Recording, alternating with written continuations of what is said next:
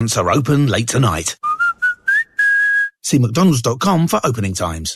TalkSport Breakfast in partnership with Arnold Clark. Ultra smooth, seamless transmission between high-revving team talk and big club exclusives with super celebrity sports guests as standard.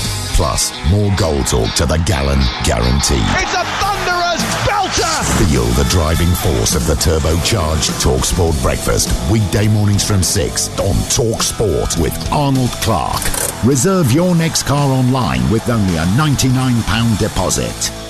The UEFA Women's Euro 2022. From Southampton to Sheffield and from Wigan all the way to Wembley. And it's the captain who's slammed it home. Coming soon to TalkSport and TalkSport 2.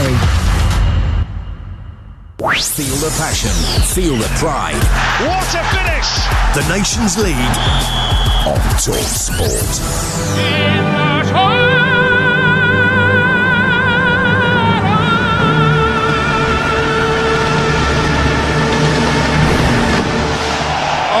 Wow, something in my eye.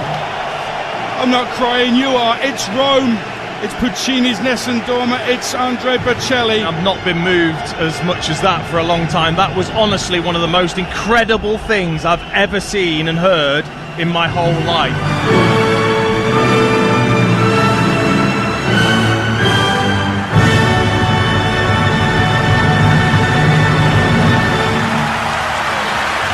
It was very, very special. That was me and Dean Ashton a year ago today in the Stadio Olimpico for something very special to witness the magical Andrea Bocelli perform Nessun Dorma at the opening ceremony of the Euros. The stadium was bursting with emotion for so many reasons. The performance was spellbinding. It trapped everyone in that moment. It stirred hearts and souls. It was a beautiful thing. But it meant more because Italy had suffered COVID on a massive scale. They were starting to return to normal in Rome. It meant more because it was in Rome, and it meant more because the Euros had been delayed a year.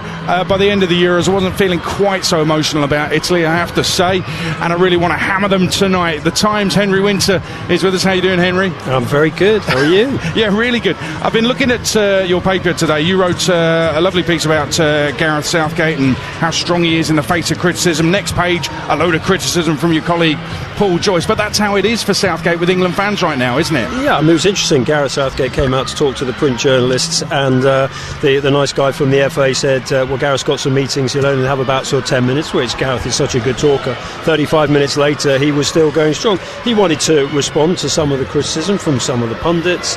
Maybe it was some of the tweets from Gary Lineker about Trent Alexander-Arnold and Jack Grealish, the type of things that you've been saying, that former players have been saying, that fans have been saying.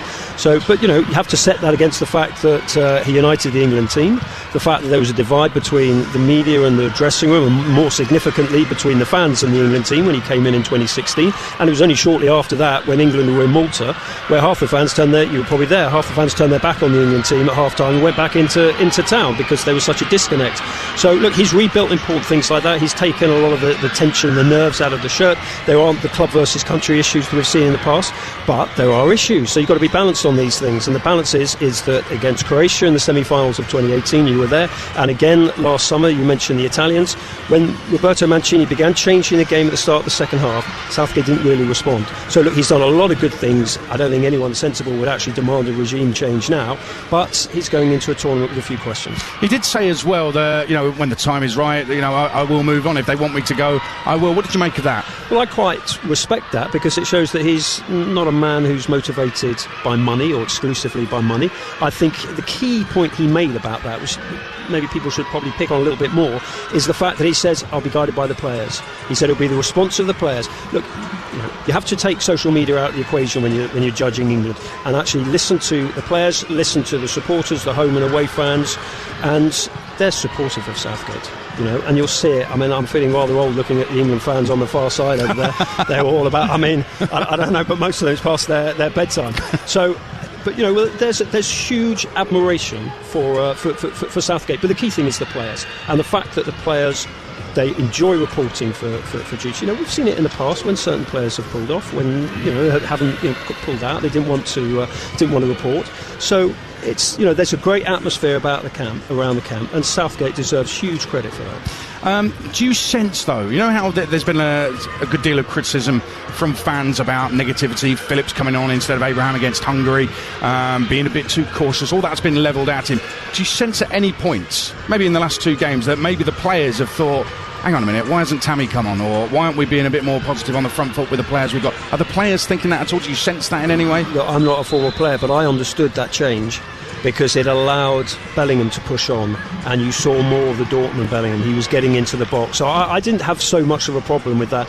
Also, particularly if you've got Kane up front, and he does like this sort of one striker with the sort of the flyers around him. I didn't have so much of a problem with that. I also, the whole Jack Grealish debate, and obviously after all the debate, he's starting tonight.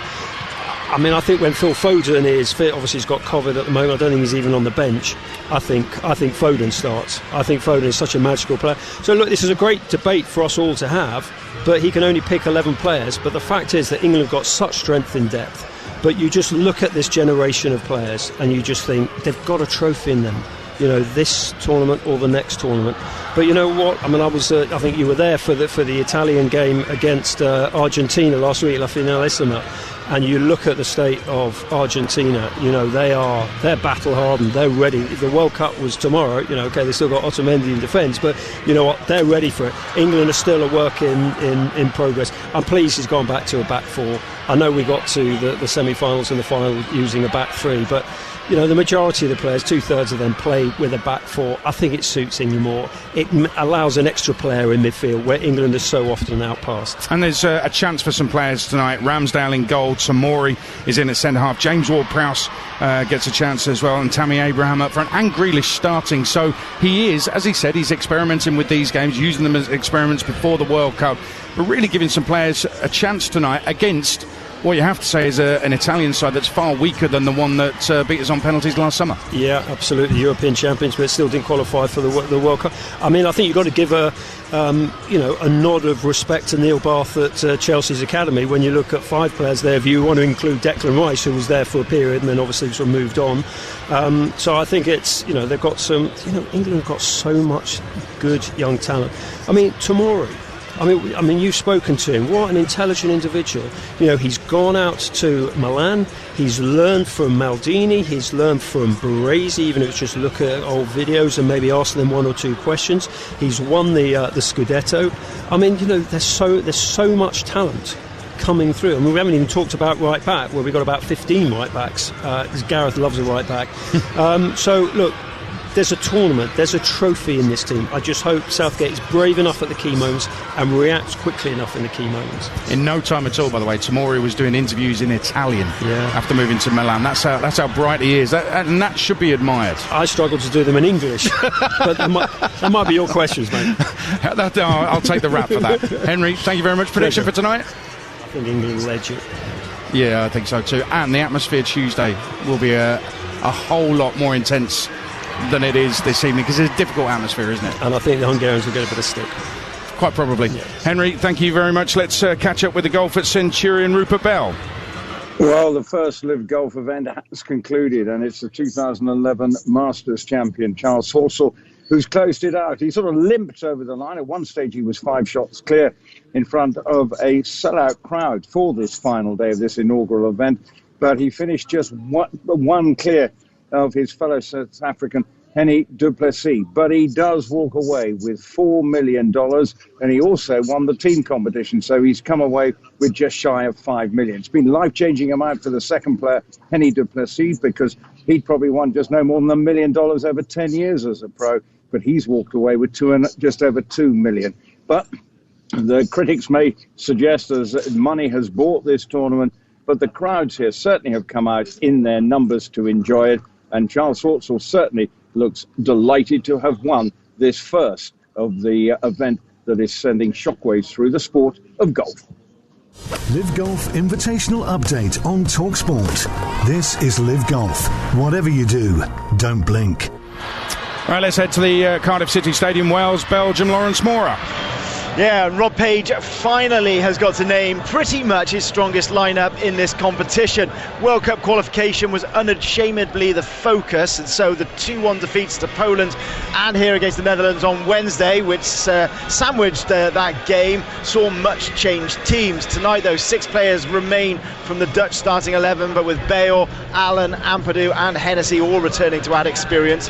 So it's Hennessy in goals, Roden, Mepham and Davis will be the back 3, Nico Williams and Connor Roberts the wing backs, Joe Allen and Ethan Ampadu start as the central 2. It'll be really interesting to see Ethan being given a central midfield role rather than in defence. Harry Wilson will play just in front of them with Bale and James as the front 2. Aaron Ramsey is among the subs. The Belgians have won 1 and lost 1. They got whacked by the Netherlands in their opening game, and then they whacked Poland back in midweek. They've got De Bruyne in their starting 11, but the Hazard brothers are on the bench. That Belgian team in full. Casteels in goal, then Donker, Boyata and Tiati as the back 3. Meunier, Tielemans, Witsel and Trossard as the midfield for De Bruyne, playing behind Batshuayi and Carrasco.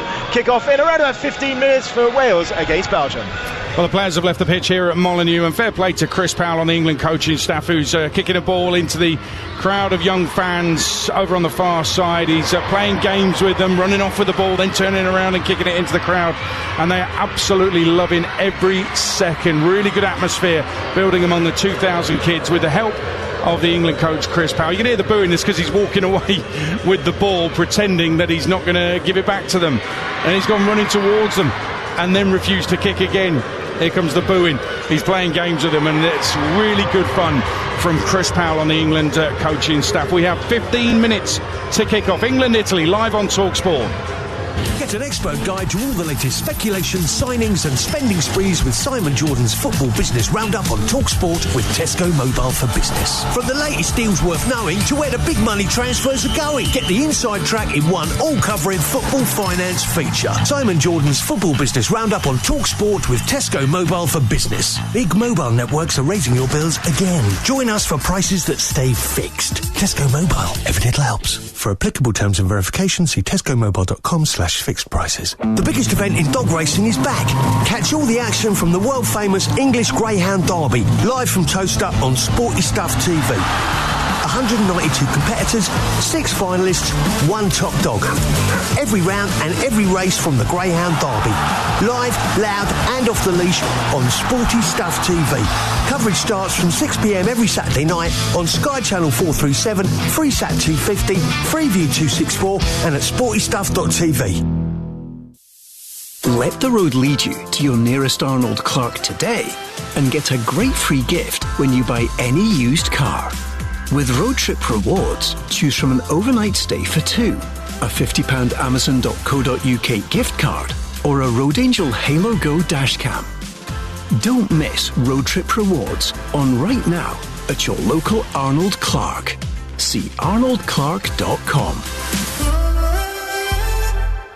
Take a handful of friends, throw in succulent pork slices and extra crispy crackling. Serve on a bed of noodles, mint and oh-so-crisp salad. Douse in a tangy soy, chili and lime glaze. Add a sprinkling of in-jokes. And there you have it. My crispy pork noodles recipe. Come together and enjoy our Tesco finest ultimate pork loin joint. Hand-scored for extra crispy crackling. Food Love Stories. Brought to you by Tesco. Majority of larger stores excludes NI and Express. AM, on DAB, on the app and on your smart speaker. Oh, what a majestic strike! The Nations League on TalkSport. Less than 15 to kick off here at Molineux. The sun is still shining, blue skies up above as we await a kick-off. Less than 15 to go, as I say. 3 England games here at Molineux in the next few days, all live on TalkSport. This one today, Hungary, Nations League Tuesday, that's a sellout. And then the Lionesses are here on Thursday when they face Belgium in a friendly. All of them on TalkSport. Tickets still on sale for that Lionesses game here on Thursday. England unbeaten under Serena Wiegmann, and their opening game of the Euros against Austria at Old Trafford is just 3.5 weeks away. We'll have it covered, of course, during the Euros on TalkSport. The stadium name here, Molineux, comes from Benjamin Molineux, a banker and an ironmonger from the 18th century who owned Molineux House, the City Archive building not far from here. It could have been a worse name. because the previous owner of the house was actually called John Rotten. Imagine it being called the Rotten Stadium. Wouldn't be good for its public image, Stuart Pearce. Oh, absolutely beautiful. That's why I do this job and enjoy it so much. I've been working on that all week. I was going through all the Sex Pistols songs, I couldn't fit it in, then public image, there you go. But what do you make of the ground? Because it's not a bowl of a stadium, it's kind of 4 separate stands, it's filled in away to our right, and with that atmosphere of the kids screaming over the way, we talked about it being a weird atmosphere, but it's something that England players have just got to get used to straight away. Yeah, as I say, they will do, and the youngsters, especially when Chris Powell, the child entertainer, was over the far side, got some real volume from the kids, you know, and it's brilliant to see them enjoying the game today. But for the players, I like Molineux, actually. I've always liked this ground. I think it's really good. I can remember the improvements in the 80s that they made to it, and the stands to our left-hand side now, and there's always been so much room around the pitch here. Yeah, and there's a grass bank away to the right in the corner, which it was kind of derelict for a long time in the 80s. The stadium is unrecognisable, really, from back then. By the way, it wasn't just Chris Powell, the referee, we believe, was giving free gifts to the kids as well. They really did whip up an atmosphere and made it a good atmosphere over there. So hopefully that will continue through the game. A lot will depend on what England do. And maybe, Stuart, a lot will depend on how England start, because remember in the Euro final, we obviously got off to a flyer with Luke Shaw banging in after just a couple of minutes in that final against Italy. Since then, in the 11 games since, they've scored only 3 goals in the opening 15 minutes of games. 2 against San Marino, 1 against Albania. So I mean, sometimes you need to get off to a fly. It always fills the crowd with optimism and gets them going if you get off to a fly like you did at Wembley all those months ago, 11 months ago. But that's not been happening regularly since. Do you sense a problem there that needs working on? I think sometimes, especially when you wear your national colours, you want a feel of the ball, and it's sort of feeling each other out, both teams. And sometimes everyone's getting a touch of the ball, and you're not looking to actually put the opposition on the back foot early on in games. But listen, the one thing you do know with Gareth and his coaching staff, they'll be analysing absolutely every finite detail. I mean, just to give you an insight at sort of West Ham, our recent season, a document has landed sort of on my desk at the end of the season that goes into absolute finite detail about our whole season, individuals, how they've delivered, the minutes they've played, win ratios, you name it. It's all in there, and there's so much information to it for a manager to digest now. Are you going to be reading that on a beach somewhere? I might well do, my friend. That's why you can see this look on my face is very pretty vacant. Very good. I've been working on that for the last 30 seconds. It shows. Well, let's talk more about the team tonight. That midfield partnership, Ward-Prowse and Rice, they've got to really work in tandem together. You sense these are Premier League regulars, top level regulars. Ward-Prowse is a captain, Rice is a captain material. Will they have that discipline to know exactly when to stay, when to go, when to fill in for fullbacks? Will they know exactly what to do, bearing in mind that they haven't played before together? Whether they play together or not, these are 2 club captains for their varying teams, 2 very intelligent lads that know how to play the game and know how to play sat in front of a back 4 or a back 3, whichever way you look at it. Very, very intelligent. Good legs, good energy, and my defining memory of the Italians certainly last summer was their ability to counter-attack very quickly. So it'll be absolutely essential we don't expose that area in front of the back 2. Is this the chance? We heard from James Ward-Prowse, brilliant interview with Faker Others, talking about how he's had disappointment before, being on the fringes, right on the brink of a tournament squad, and then left out as he was last summer. This is the chance now and the next 3 games after this, before the World Cup, for him to say, and the start of next season in the Premier League, of course, whether it's at Southampton or elsewhere, as was discussed in the interview. But this is a chance for him to really stick his hand up and say, you can't drop me from the 23. It's certainly a chance. Every time you wear your colours, it's a chance. If I put my hand on my heart, you know, he's a very, very talented player.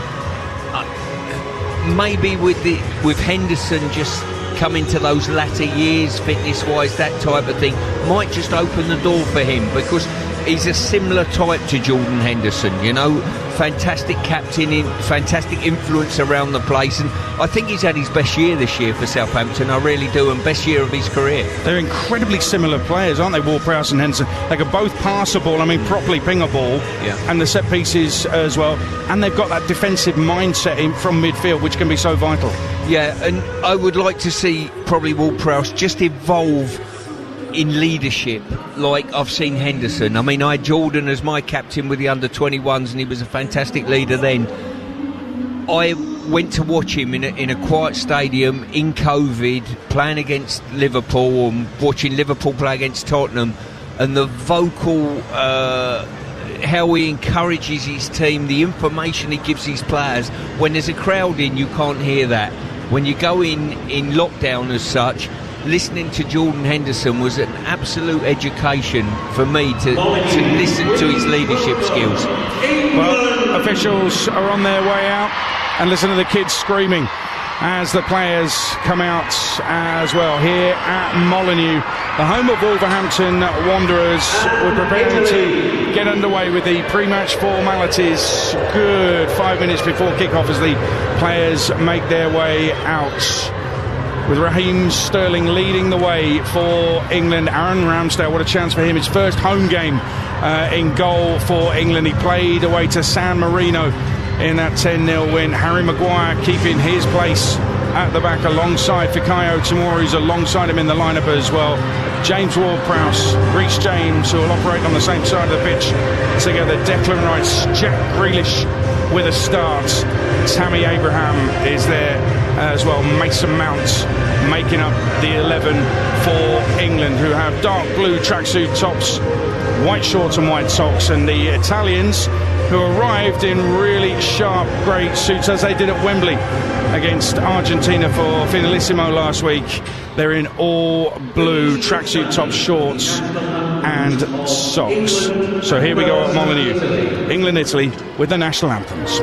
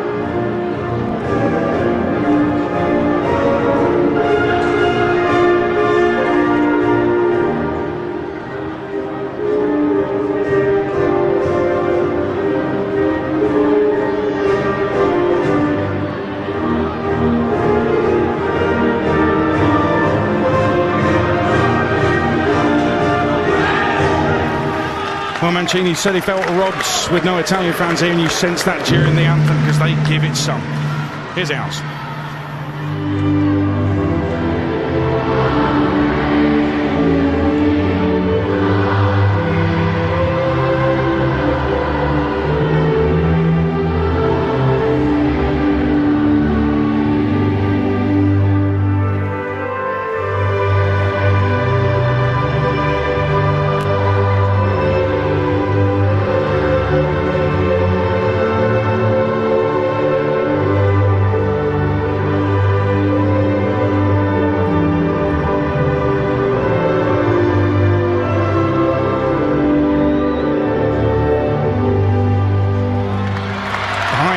National anthem. I think I've heard it at an England game.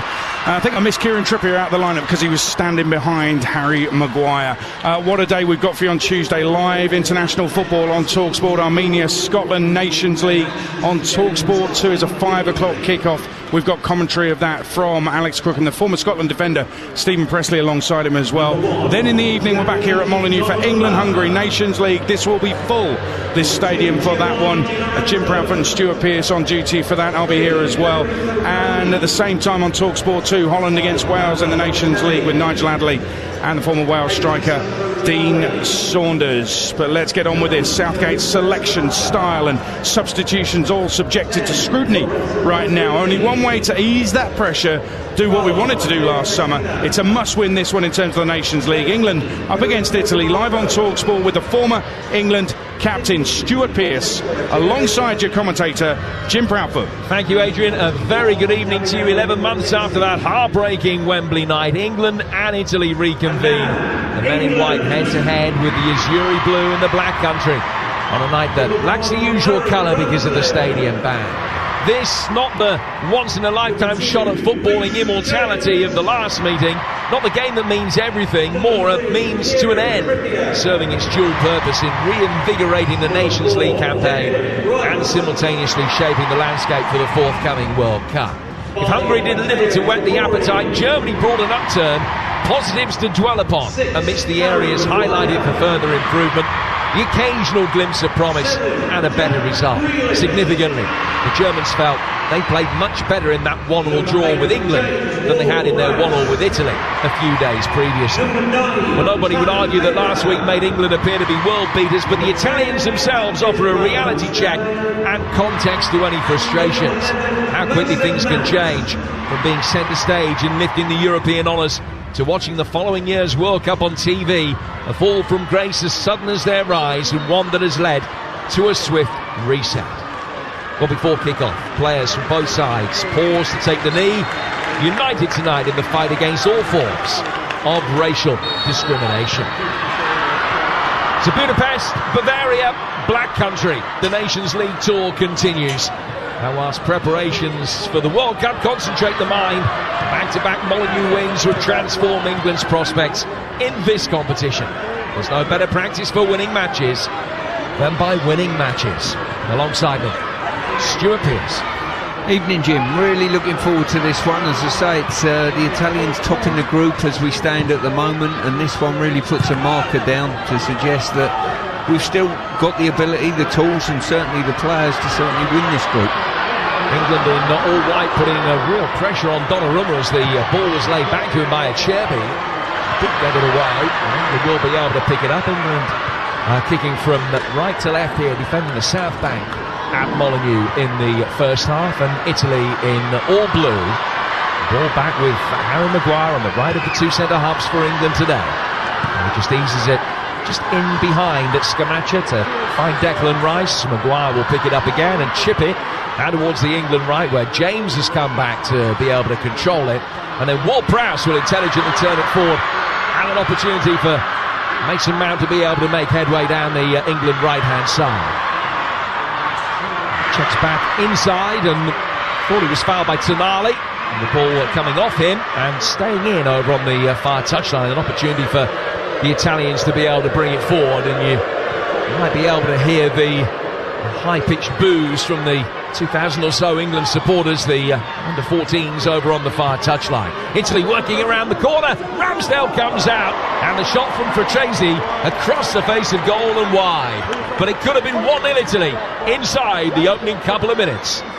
Really good move there, just cutting in from this right-hand side, and a little slick first-time pass to Frattesi, just darting in that inside right position, and he's just got too much on it and pulled it across the goalkeeper. Tried to be slightly too accurate, I think. Well, England with an electrifying start the last time the two sides met, scoring his goal in the final of the European Championships in history. And Italy almost ahead inside a very similar distance here. Gatti, the rookie centre-half, who's made only 35 appearances in the Italian second division, Serie B, but never played in the top flight, making his international debut this evening. Just had his arms around Abraham for a moment. The ball goes back for Donnarumma, who flights it down the touchline, helped on there by Pessina, brought down under control though by Declan Rice for England. And for Harry Maguire, he's 15 yards inside his own half and lays it out to James. James back from Maguire again. Not too far outside his own penalty area as he just plays it down towards James, and then Rice can flick it on, and England have very quickly been able to play through a couple of banks of Italian players. Abraham with a little flick on, and then Sterling can't control it. Referee pulls play back and gives a free kick to England for the foul on Tammy Abraham, about 20 yards outside the penalty area. Yeah, the Italians are putting a press on probably about 40 metres from England's goal, and making it quite difficult to play through. But once England get through that, they can take sort of 5 or 6 players out the game and have opportunities to get the ball into Tammy, as we saw then. So Ward-Prowse stands over this free kick. It's even beyond the limit of his range, really. He scored a particularly stunning free kick here earlier this season.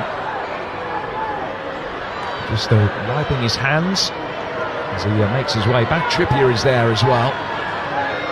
Abraham, Maguire, Tomori all waiting on the edge of the penalty area. Ward-Prowse flicking it in. It's Maguire that's coming around the back. Grealish is going to be able to pick it up. England's number 7 back towards the edge of the penalty area. And a right-footed effort bent in by Mason Mount, but it just dipped in front of the goalkeeper. Donnarumma were able to make a comfortable save. And 4 minutes in, it's England 0, Italy 0. Yeah, Grealish done well there to set up the opportunity for Mount to get a shot away, but no real pace on the ball. Comfortable for the goalie. Oh, terrible mistake. Abraham able to seize upon it and fires it wide. What an opening for England, all after a terrible mistake back from the Italians. The ball played back towards Donnarumma, who really didn't want it. He siphoned it out of harm's way straight to Abraham. But the defending good enough to force him to hurry his shot, just a little bit off balance when he took it.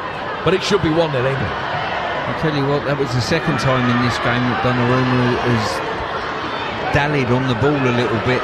First time got away with it okay, even though there was a bit of a press on. Second time, just not good enough. And sending a message out to the England front line, get some pressure on him if you possibly can. Well, how about a horrible moment in the Champions League tie between Real Madrid and PSG, where PSG up to that point were in complete control, and he made a mistake from something very similar to that. The ball played back to him, couldn't deal with it effectively. Real scored from it, and the rest is history.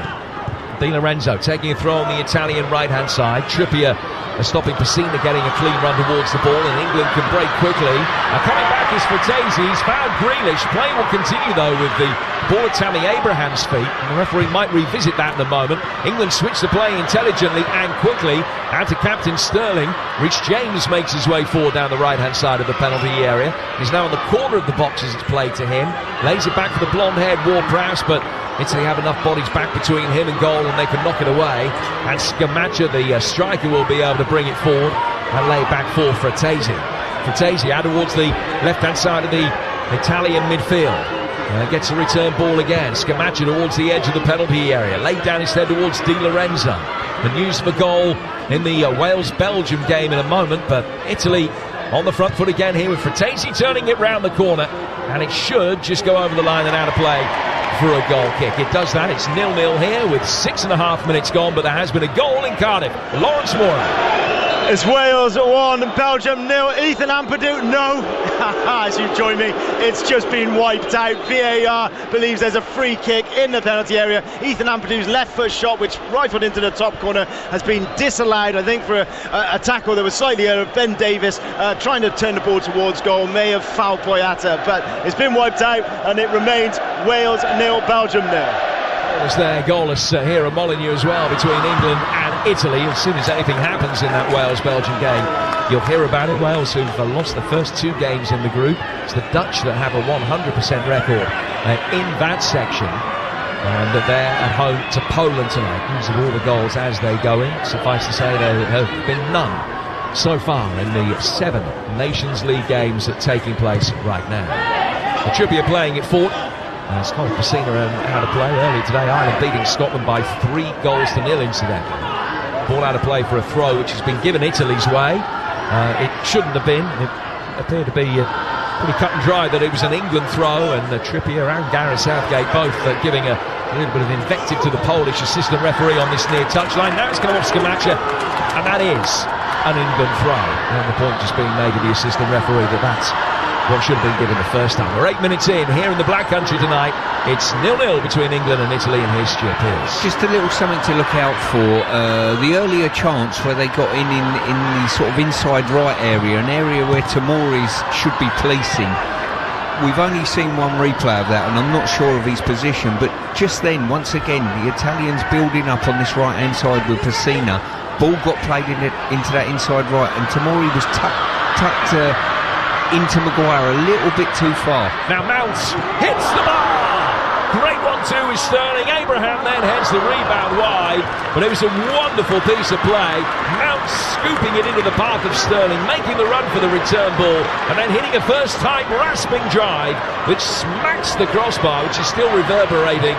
Comes down, Abraham heads it wide, but England with all the good chances inside the opening 10 minutes. Yeah, fantastic opportunity. I'll probably turn around and say Mount should have done better, to be quite honest with you. It was laid back to him brilliantly. He's just got under it slightly, and I'm not sure whether Donnarumma's got a touch on it to put it onto the bar or not. He hasn't scored a goal in his last 14 internationals, Mason Mount, which is a run that goes back more than a year now to a game in Albania. But very nearly able to rectify that. 0-0, and England have had a couple of really good sights of goal inside the opening 9 minutes. Ball's back for Locatelli in the midfield. To Gatti to Acerbi, this new look Italian centre-half partnership tonight. Now played out towards Di Marco, another player that is very lightly raced at international level. The Inter player making his first start for his country tonight. Ball out towards Frattesi. Frattesi pulling it back for Di Lorenzo. Right-footed ball driven in, hits Grealish, whose work off the ball is going to be in the spotlight tonight after the comments that Gareth Southgate made. Slight miscue from Tomori. Di Lorenzo gets in across the edge of the 6-yard box, but missed Scamaccia, and Sterling's going to be able to pick it up and now maybe have a run at the Italian back line. It is so open in the opening 10 minutes. Somehow, we're still waiting for the first goal. It certainly is, Jim. As I say, both teams sweeping from end to end, looking to expose each other's defences, and probably from England's point of view, it's this area just in front of us on the right-hand side of the Italian attack that they're sort of opening England up a little bit more so than the other side. The other game in this group, Hungary lead Germany in Budapest with a goal from Jean Nodge. The left wing-back has given them the lead, so Hungary back top of the group as things stand. They've got 6, Italy 5, Germany and England both on 2. That's how the table is looking right now. I certainly feel that despite the haul of only 1 point from the first 2 games, this is a Nations League group that England can still win. And it might take a 100% record at home, but you think that if they could pick up another 10 points from here, the 4 games that are left, and end up with 11, that could be enough. And England would have qualified for the final 4 if that is the case. Long way to go, but promising signs so far tonight, and Hungary leading Germany by a goal to 0 wouldn't be a bad result for England either. It's goalless here at Molineux. I think when the thought of the Nations League was muted, I think that was the whole idea that these groups are going to be wide open, you know, teams that equally matched against each other. That's certainly been the case so far. England looking for their first competitive win over Italy since 1977. And goals from Kevin Keegan and Trevor Brooking gave them a success in a qualifier for the 1978 World Cup. England ended up not getting there anyway, but that's the only time England have ever beaten Italy in a competitive game in 9 attempts prior to tonight. They've got at the back with Tomori, a Serie A winner, Italian champion, laying it back for Ramsdale. Clearance from him, it's headed down in the midfield, but Trippier can win the seconds. Grealish has it and will just nip in away from Pessina, and now we'll be able to bring the ball untroubled through the centre circle. He hits a brisk ball into the feet of Sterling, who couldn't control it. That's the cue for Di Marco to be able to make his way forward from left back, but he quickly loses possession to Ward-Prowse, and England have it again now with Mason Mount, who will control it on the halfway line and just knock it square for Ward-Prowse again into the feet of Grealish, and back at the Southampton captain once more. To his right-hand side is Declan Rice. Rice out to Reece James, who's winning his 12th cap tonight. Back for Maguire. Maguire to Tomori, to Ward-Prowse, down for Trippier. England finding a possession relatively easy to come by. Abraham does well, drops off, a little 1-2 between him and his one-time Chelsea teammate Mason Mount. Down now for Grealish on the left, who will run towards the edge of the penalty area, pulls it back again towards Ward-Prowse, but it was just nicked away from him. And an opportunity for Italy to bring it away after good play by Pellegrini, who read the pass and then is able to drive forward and wins a throw for Italy just inside England territory. I'll tell you who's going to be key for England tonight and his positional players, Mason Mount. He's just dropping into that number 10 slot just in front of their back line, drawing Gatti out of his slot as a central defender, and on that occasion just drew him out, slipped the ball around him and exposed their back line. So it's important that he gets in that position and we feed him quickly with the ball. Well, next up after us tonight's the Sports Bar Weekend with Carl Palmer and Adam Catchell taking your calls following this Nations League game here in Wolverhampton. I'm sure you have something to say, not just about tonight, but about the matches over the last week or so, where you feel England are at the halfway stage of this Nations League campaign. And Carlton Palmer, Adam Catchell taking your calls tonight. 03717 223344. The boys here from 10 o'clock. Here's DiMarco playing it forward towards Pellegrini. Half clear, but only for the blonde-haired DiMarco again. Fatesi can help it down towards the right-hand side of the Argentinian midfield, where Pessina, I see you said Trippier on his toes very quickly, and the ball is put out of play for an Italian throw. Italy in no great form, 2 wins in 7 games, actually won 2 of the previous 7 before that as well, so it's been an inauspicious season after the heroics of last summer. Scamacca, big striker, who may well be a part of the Italian furniture for years to come, very highly regarded.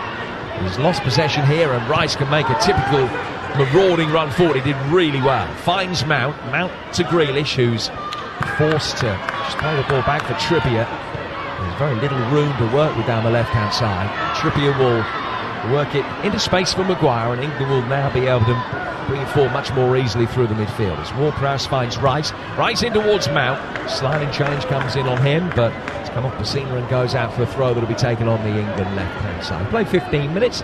It's England 0, Italy 0 in game number 3 in this UEFA Nations League campaign. Game number 4 coming up live on TalkSport this coming Tuesday when Hungary come here, but 15 goalless minutes in. What are your thoughts, Stuart Pearce? Well, it looks like a game, Jim, that it's the team that is more clinical in front of goals going to end up winning this. At this moment in time, we've had 2 gilt-edged chances, one for each team, and both of them have not been taken, so it will be the team that's probably a little bit more clinical over the 90 minutes.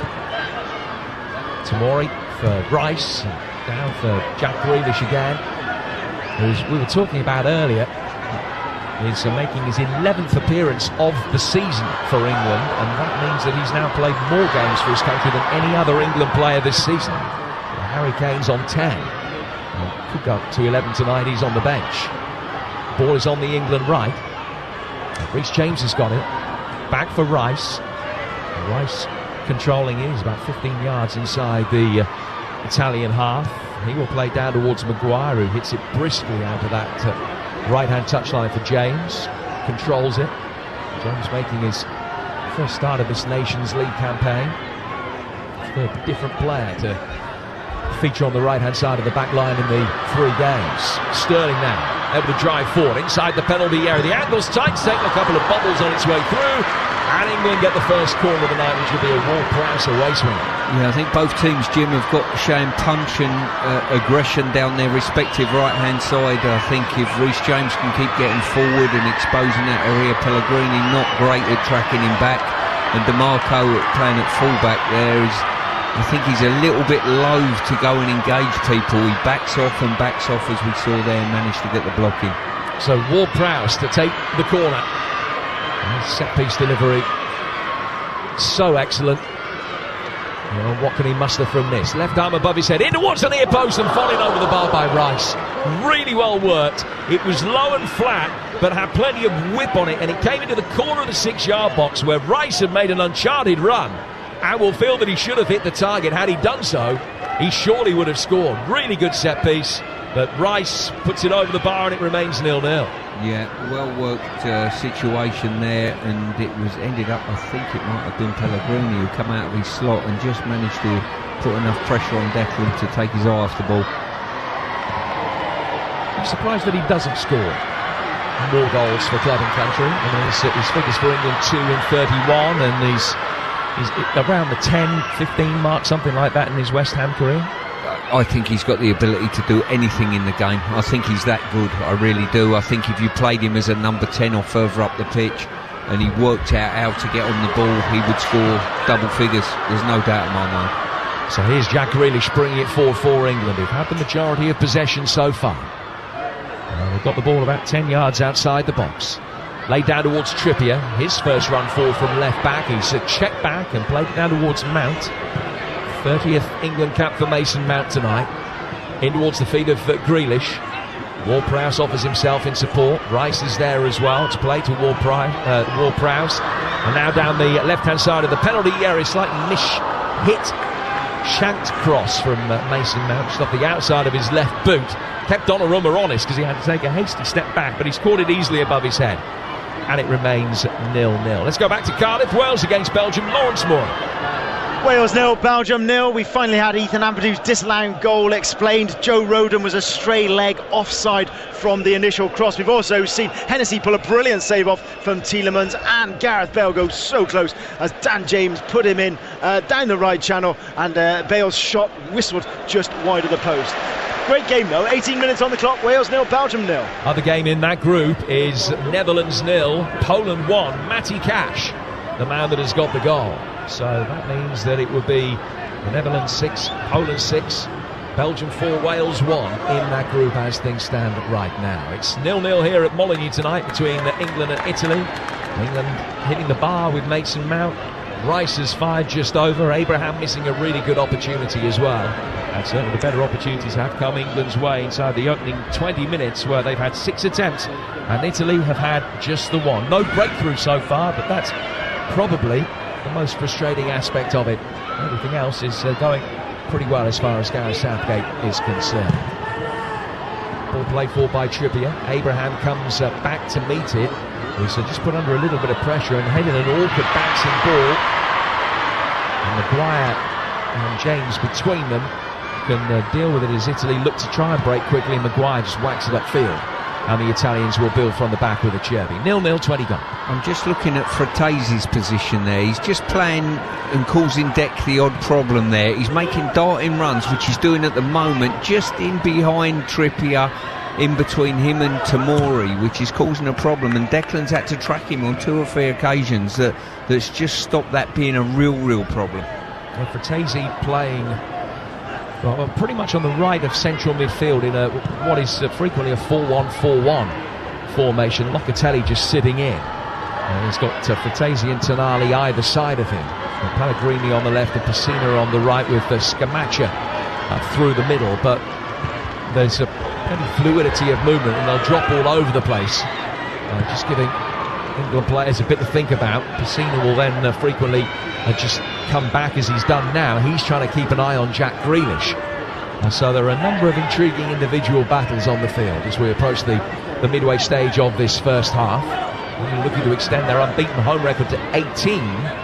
Denmark, the last side to beat England in regulation time. That was at Wembley back in 2020. The Italians, on the other hand, unbeaten away from home in 15 since defeated Portugal back in 2018, and they've only conceded goals in 4 of those 15 games. But as we've mentioned, this is a very different Italian unit that is being utilised this evening and indeed these days going forward. I think it's going to be an unfamiliar look for a few months. Ball down the line from Trippier, looking for the run of Sterling. Looked as though it had slid out of play and gone over the line for a throw.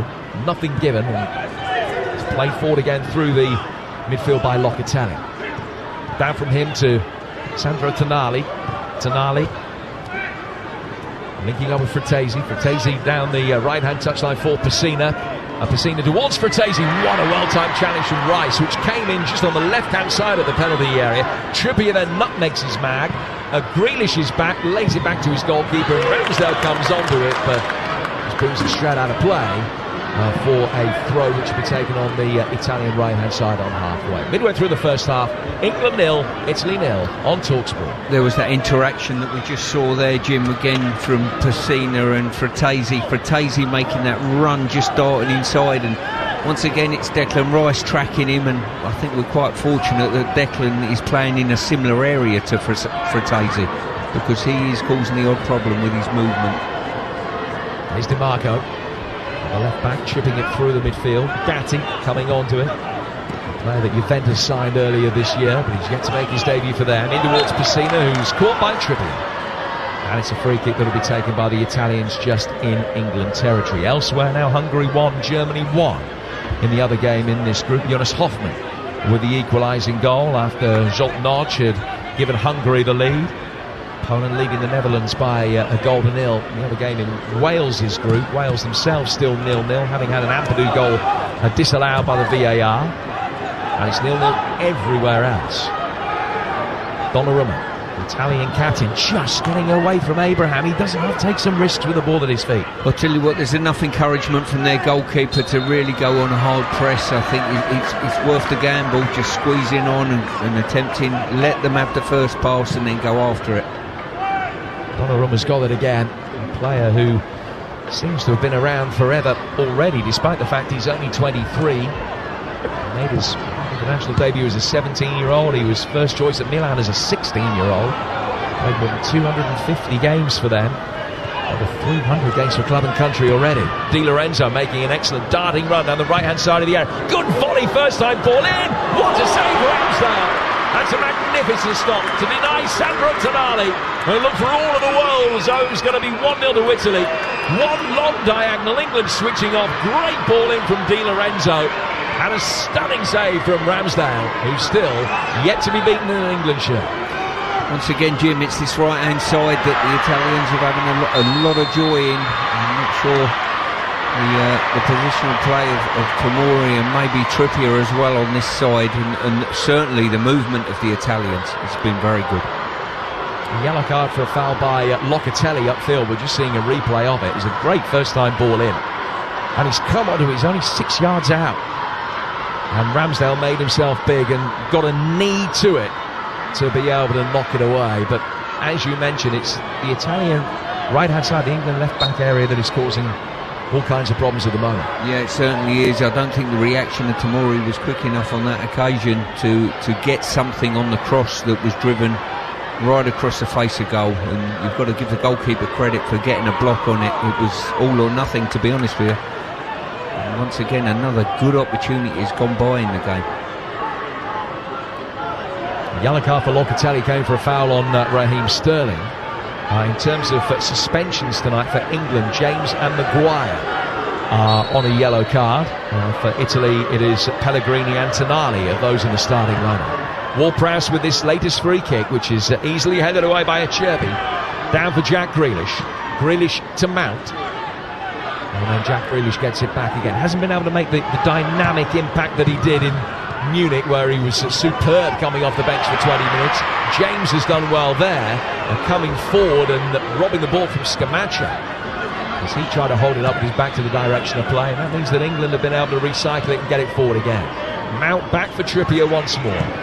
26 in at 0-0 on TalkSport. Rice inside the centre circle. To his right is Fikayo Tomori. And Tomori works it back out towards the England right-hand side where Sterling and James can combine, and then Sterling will lay it back inside his own half for Tomori. Canadian-born England centre-half who's making his full debut for his country after a couple of appearances off the bench up to now. Sterling coming deep, and DiMarco followed him every step of the way. Sterling lays it off for Maguire. Maguire with a lofted ball out towards Grealish. Perfect control, and just killed it and brought it onto his right foot. Mason Mount back for Trippier to Rice, and back behind him for Tomori. Now every England outfield player is inside Italian territory. Maguire down towards James. James controlling with his right foot, had to take a hasty step back to stop it going out of play for a throw. Ward-Prowse to Tomori again. Tomori inside the centre circle for Maguire. Ward-Prowse dropping deep, splitting the two centre halves. He now plays it to his left-hand side for Rice. Italy with everybody bar Scamacca back behind the ball, and even the big number 9 drops in now. Maguire to Ward-Prowse again. England with a real level of patience in possession. Played in towards Grealish, who finds himself in central midfield as he receives that. He's trying to draw Italian players out of the way. Nobody's picking up Grealish here as James and Sterling again try a 1-2. James, right-footed ball in. Grealish with a little toe poke. might have been going wide, but it was blocked anyway, and the Italians will clear at the second attempt. Yeah, good positional play and good play in general from Reece James. Receives the ball. A couple of times he's received it with Pellegrini facing him up, who's not a defender, to be honest with you, and Pellegrini's body language is saying, please don't take me on. On that occasion, it was a give and go by Reece James, got the other side of him, and potentially Grealish should have done better. Another good opportunity gone by in the game. Well, free kick has been given against Grealish here, and he's picked up a yellow card. Just caught Gatti. It was interesting to hear Harry Redknapp this week on Breakfast. He said that he doesn't think that Gareth Southgate is Jack Grealish's biggest fan. He admitted that Grealish, well, Redknapp, the manager, would certainly be one of the first names in his own starting 11. Harry's back with Alan Brazil and Ray Parlour live from Ascot this Tuesday, incidentally, on TalkSport Breakfast, Tuesday to Friday.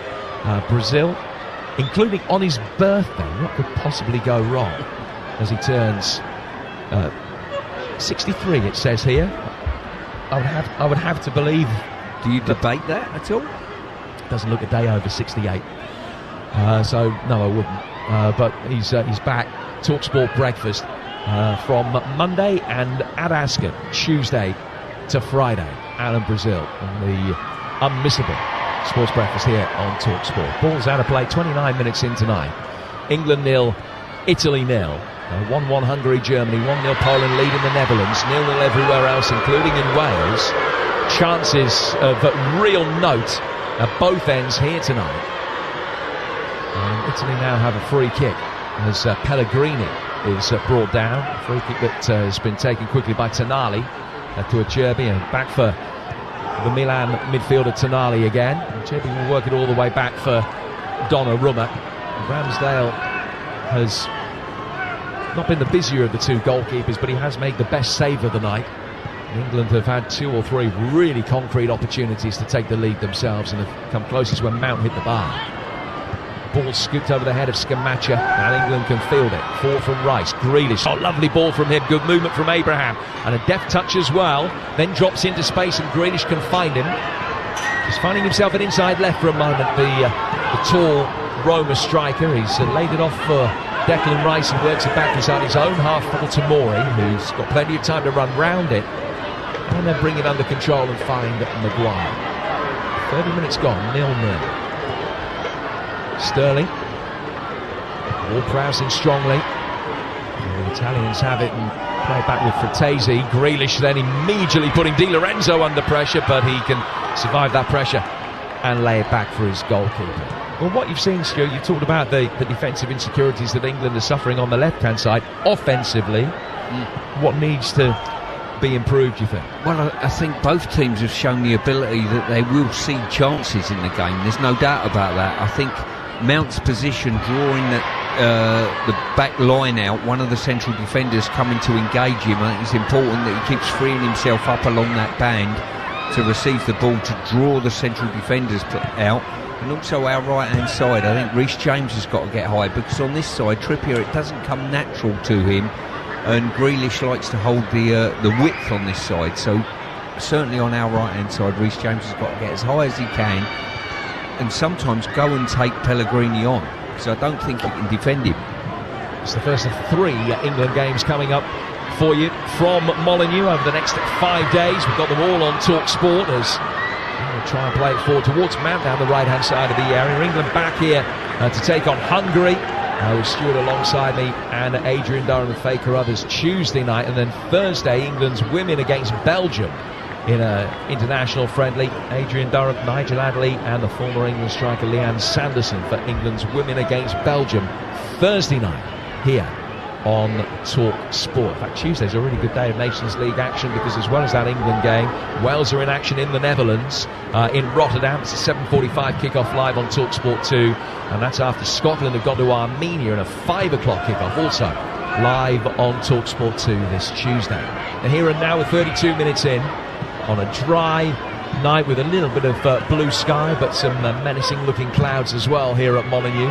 0-0 the score. Tomori chases back. He just lost out towards Scamacca, whose boot was then raised as Maguire ducked his head in to guide it back for Ramsdale. Maguire's okay, he's back on his feet. And Scamacca was a genuine attempt to go for the ball, although he could have caused a few problems. But no harm done. It's an England free kick just outside their own penalty area. 0-0. Yeah, I've been quite pleased with how the game's panned out. Probably not so much the amount of chances that England have ceded, but certainly what they're doing with the ball, getting in advanced areas. And I think they've just got to be a little bit more forthright when it comes to taking the Italian back line on. I don't think they're particularly quick, certainly at the heart of the back line, and to turn them round and run at them will certainly bear fruit, and to put pressure on the goalkeeper. He's got it now, and again he waits and he waits and he waits, and then he gets it forward at the last possible moment. But Donnarumma's ball to Fratesi wasn't the best, and Rice came in and thought that he was fouled just outside the penalty area. But Simon Marciniak, the Polish referee, didn't. Italy will be able to bring it away. It would have been in prime Ward-Prowse territory. But as it is, the Italians are able to bring it forward, and Rice's appeals fall on deaf ears, although he's still just chatting to the referee about it from distance as play continues with Locatelli.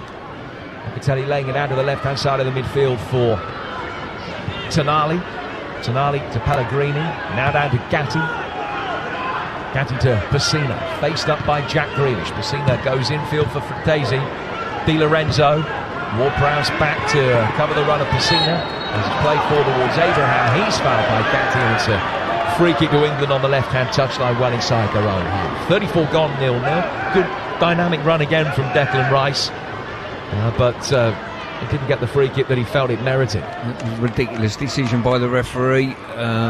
Recovering defender, there was no way he was going to let Declan get beyond him, and a definite free kick. How he's decided against that, I do not know. And once again, up this end of the pitch, just in front of us, the Italians, good interaction again. And I think if they're going to get a goal, it's going to be coming from this area. So what's Tomori doing wrong then, Stu? Well, they're decent at it. The movement's good, certainly from Fratesi and Pessina. Pessina's getting it, coming inside on his left foot, looking to interchange, and their movement, quick one-touch football, is just getting them into these key areas beyond players. And you've got to stay with your runners for a start, and you've got to make sure that people don't get an easy passage beyond you. And Tomori's just got to fill the hole a little bit more readily. Trippier's got the ball for England on the left. He's found Grealish as cross from the previous phase of play, just taking the deflection that had got it out of harm's way. England again making hay down their right-hand side, where the battle between James and Sterling against DiMarco is one that England will feel that they can win. Ward-Prowse back out to James once more. James controlling it, back through the midfield for Sterling. And Sterling just trying to draw a Cherby out from the defensive line. The Lazio defender following him into the midfield. And Sterling's got it again. And it's been passed on to Tonali. And Sterling laid the ball to James to his right. Now it comes back for James Ward-Prowse. Down towards Trippier. Trippier's ball forward, bouncing on the halfway line. Abraham with a lovely turn, getting away from Gatti, playing it down for Rice, who's got space, and now the long diagonal is on, out towards James.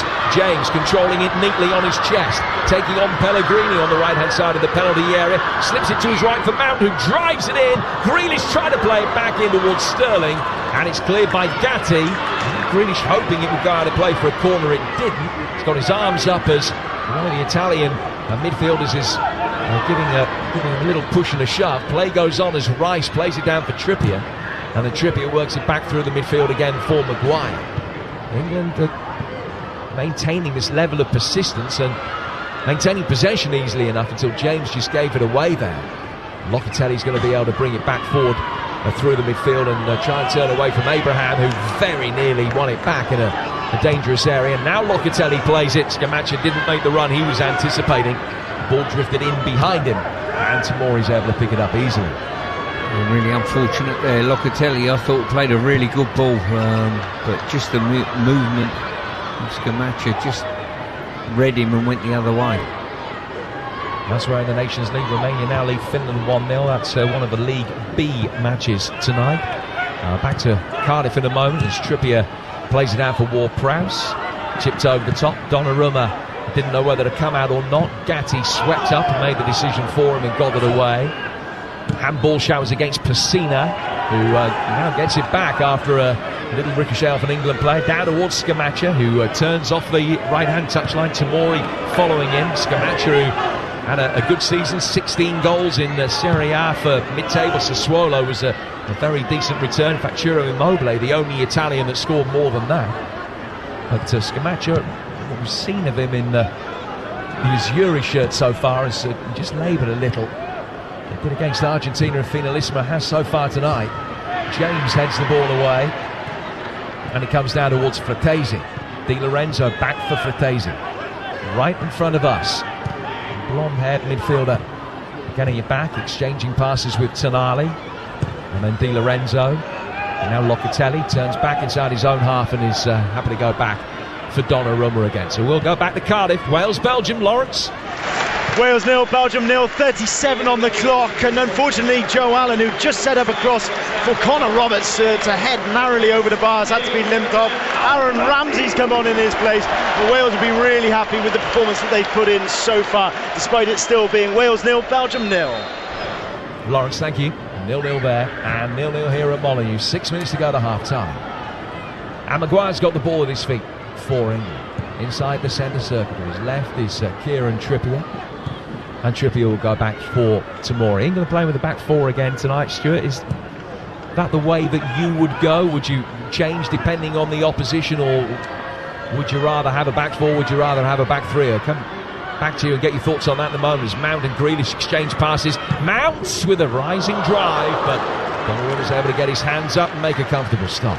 Yeah, personally, I wouldn't have a hard and fast rule, to be honest with you. I think, sometimes you have to change game from game, but also as well within games as well. Whatever you see, there might have to be a change. I mean, England are playing with a so-called back four, but on the build, Declan's been dropping in to make a three, so it's a mix and match.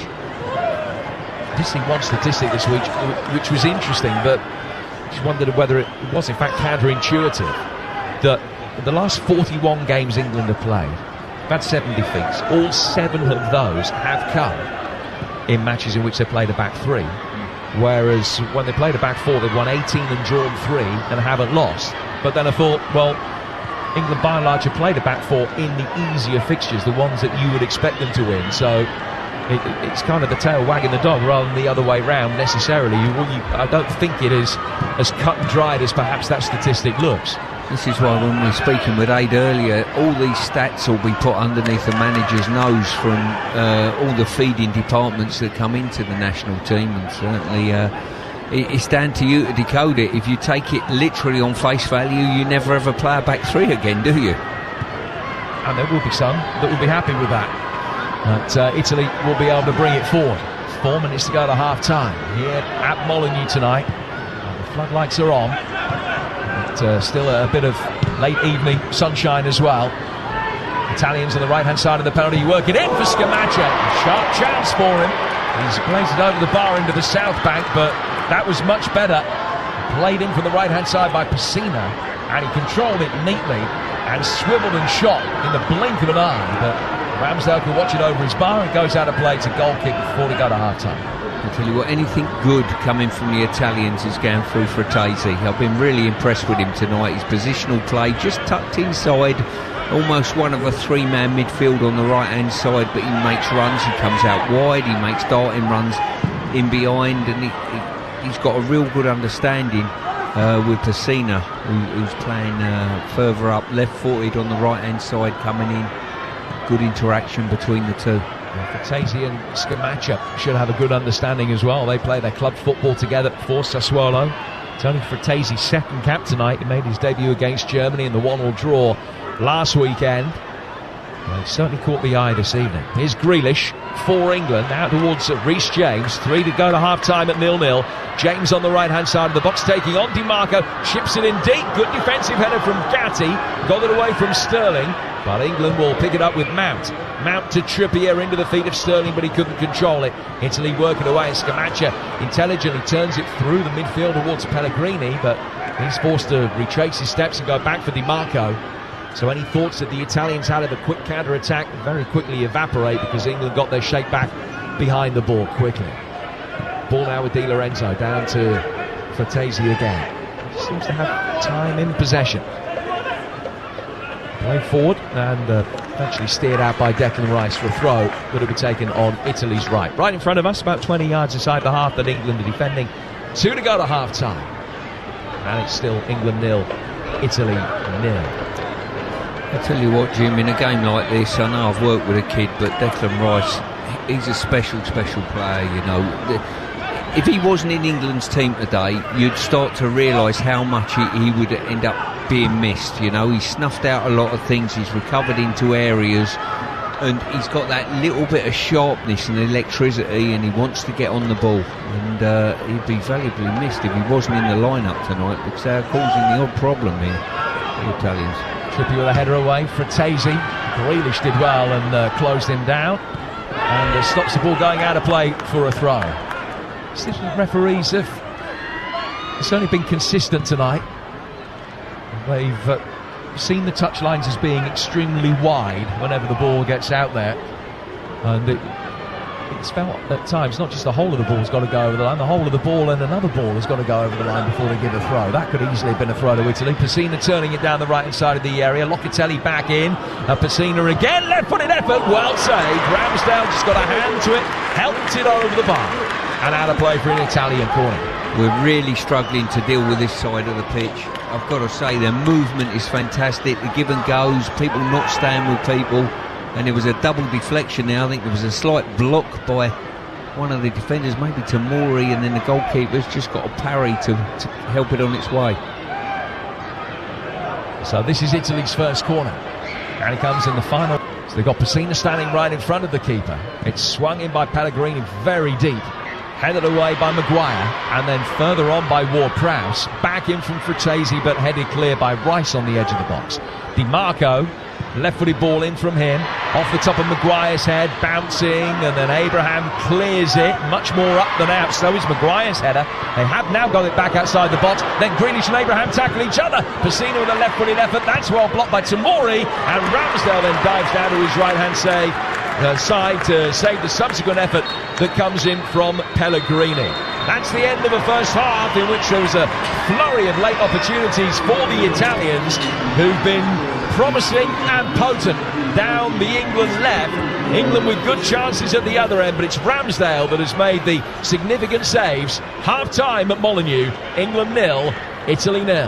Absolutely bang on, and how fitting that Aaron Ramsdale had the ball at the end of that first half after making yet another save. 2 great saves before that, racing across goal to block a near certain opener for the Italians, and then tipping over a long ranger just a moment ago. It feels to me like that visit from an Arsenal legend, David Seaman, an England legend, David Seaman, to the England training ground this week has inspired Aaron Ramsdale this evening. And Stuart Pearce, it's good to know we've got that strength in depth when it comes to goalkeepers, because Aaron Ramsdale's kept it at 0-0.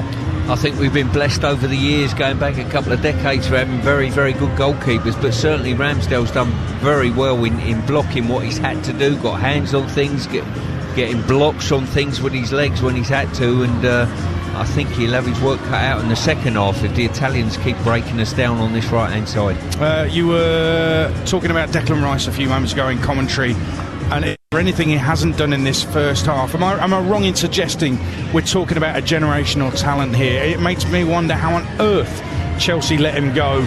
Maybe different things were happening back then, but wow, what a performance in that first half from Declan Rice. Yeah, I mean, he's got an arrogance on the football pitch. He wants to take the ball, spraying passes. I'd like to see him do it a little bit more often. He's hit one from left to right, which was a great pass. I'd like to see him a bit more expansive, if you like, with his passing, but certainly his recovery runs and how he shuts distances down when he's pressing people is very impressive. But England have got to be mindful. I think for the Italians, Fratesi's been very, very good on this side. Pessina, the link between the two of them, and Di Lorenzo's got very excited with it all and got to join in on occasion. You were analysing Tamori's positioning early on in the half, and maybe that continued through the half as well. It's interesting to know he is actually right-footed, Fikayo Tomori, but he can operate with both feet equally well. I think sometimes hard to know which foot he does use predominantly, but he is actually right-footed. But I wonder if him being a right-footer on that left side of the centre halves with Maguire on the right, whether that is causing a problem, or is it just the fact that Fratese is making those runs and he's pulling people all over the place? I think they're really intelligent runs, I've got to say, but also as well, you might even add to the mix as well, Jack Grealish plays on this side and he's got to stay with his fullback as well. There's been times they build up, we get attracted to the ball a little bit, 2 or 3 players, and all of a sudden the runner's gone in behind Trippier, behind Jack Grealish, and Tomori on occasion just needs to slide out and fill that slot a little bit. Yeah, Trippier's given the ball away a few times, but I do wonder about, maybe this is what Gareth Southgate was alluding to with Jack Grealish, talking about the defensive work, the discipline that he needs to have with his game, as well as that flourish that he's got going forward. He delivers going forward, there's no question about that, and going forward he's looked really good in this first half.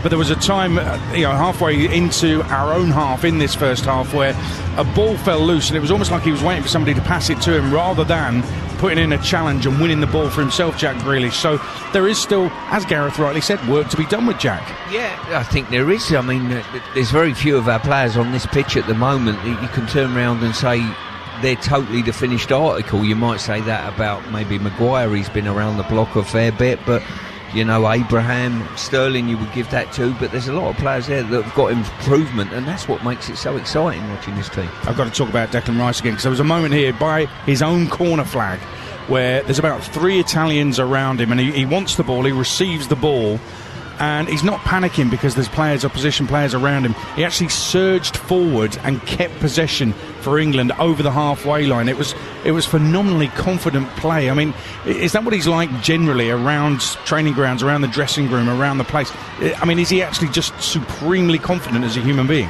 I wouldn't say that, but he's got a confidence in his own ability that suggests if you give me the ball in a tight area and someone's coming to press me, whether it be 1 or 2 players, he's almost like a Ferrari. He's got 0 to 60 and he's strong with it, so he knows he's got a backup plan. You press me hard, I can't see a pass, I'll push and drive, and when he does, it's quite impressive. Yeah, we need players who are confident, even with opposition players around them, to take the ball in what look like impossible situations. He can definitely do that. He got on the end of a Ward-Prowse corner as well, sprayed a worldie pass out wide right to Sterling's chest. He's been fantastic in this first half, but it is goalless here at Molineux in front of the kids. England 0, Italy 0. What's the situation at half-time in Cardiff? TalkSport's Lawrence Mora.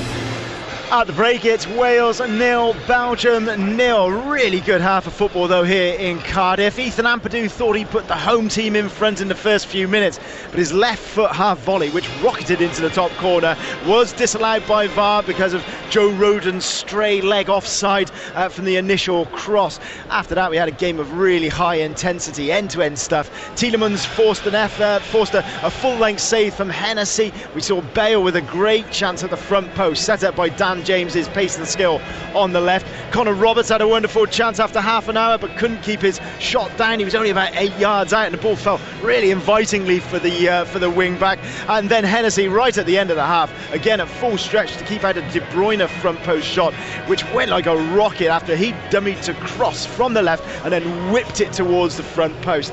Bad news for Wales on the injury front, though. Joe Allen had to limp off. He's been replaced by Aaron Ramsdale. But after 2 straight defeats, Wales will be in good heart after that half against Belgium, or to play for here at the Cardiff City Stadium. Wales 0, Belgium 0. In the cricket, England 94 at the close in reply to New Zealand's 553 all out. Yes, 553 all out after being put into bat. Live on TalkSport 2 this afternoon, Leicester made it to the Premiership final, beating Northampton 27-14 after Sarries had beaten Quins 34-17 on TalkSport 2 as well. It's a Leicester Saracens Premiership final next Saturday, and that will be live from Twickenham on TalkSport with the full build-up as well. In the Nations League tonight, in Group A4, Holland 0, Poland 1. Matty Cash is from Slough, just outside Warsaw. His mum's Polish. He is a Polish citizen. Holland 0, Holland 0, Poland 1. Villa's Matty Cash with a goal. Wales 0, Belgium 0. You just heard. Group B1, both games have finished. Ukraine beat Armenia 3-0 to stay top. Ireland got their first win, beating Scotland by 3-0. In Group B3, Montenegro 0, Bosnia 0, Romania 1, Finland 0. In Group C1, Faroe Islands won a game to beat Lithuania 2-1. Turkey 1-0 up away to Luxembourg. And in England's group, Group A3, at half-time it's Hungary 1, Germany 1. Zoltnodge putting Hungary in front. Jonas Hoffmann again for Germany equalising. That's at half-time. And here at Molineux live on TalkSport at half-time, it's England 0, Italy 0. What does Asahi Super Dry taste like? Crisp, refreshing and always super dry. A taste as unexpected and surprising as modern Japan. That's right, Japan's #1 beer. Asahi Super Dry, beyond expected. Go to asahisuperdry.com to verify. Enjoy responsibly. Visit drinkaware.co.uk to find out more. The biggest event in dog racing is here. Catch all the action from the English Greyhound Derby final live from Toaster on Sporty Stuff TV. 6 finalists, but only one top dog will win a massive 175 grand. All the electric atmosphere and thrilling action from the Greyhound Derby final. Live, loud and off the leash on Sporty Stuff TV. Coverage starts Saturday the 25th of June from 6 p.m. on Sky Channel 437, Freesat 250, Freeview 264 and at sportystuff.tv. A traffic update for all late-night travellers. There are delays outside getting to bed due to a hold-up at Grand's Never-Ending Stories. Please take the diversion via Mayo Chicken or a warming latte, which will see you home. Plenty of McDonald's restaurants are open late tonight. See mcdonalds.com for opening times. When it comes to quality paints, Valspar Trade delivers on all fronts. With its advanced water-based technology, Valspar Trade is easy to apply, with a Class 1 scrub rating, stain resistance and the perfect spray consistency. Right now, there's 20% off our ready-mix paints at your local trade point. Plus, if you have a trade point loyalty discount, you'll get this on top. So there's never been a better time to try Valspar Trade. Valspar Trade, formulated for the perfect finish. Offer available until 26th of May, only from Trade Point at B&Q and online. Visit valspartrade.co.uk for more details. Hear the biggest sports stories first and fast with the Back Page Review on TalkSport with Tesco Mobile for Business. Listen to TalkSport Breakfast every weekday morning from 6 for the latest breaking Back Page news, plus unbeatable reaction, opinion and comment. Back Page Review on TalkSport with Tesco Mobile for Business. Big mobile networks are raising your bills again. Join us for prices that stay fixed. Tesco Mobile. Every little helps. For applicable terms and verification, see tescomobile.com/fixed prices. It's a sizzling summer of international football. Oh, there's the header and it's in! Captivating coverage. The Nations League on TalkSport.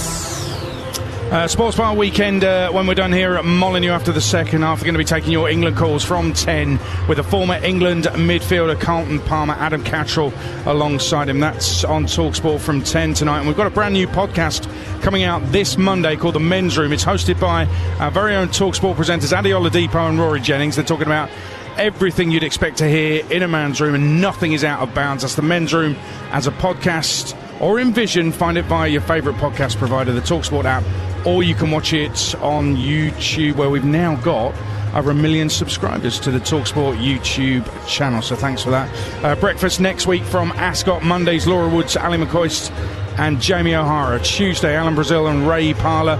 Harry Redknapp will join them live at the course as well. Wednesday, Alan Brazil and Ray Parlour. And I know Jim Proudfoot was questioning whether Alan Brazil is actually 63. We've been having this debate about his age for about 20 years.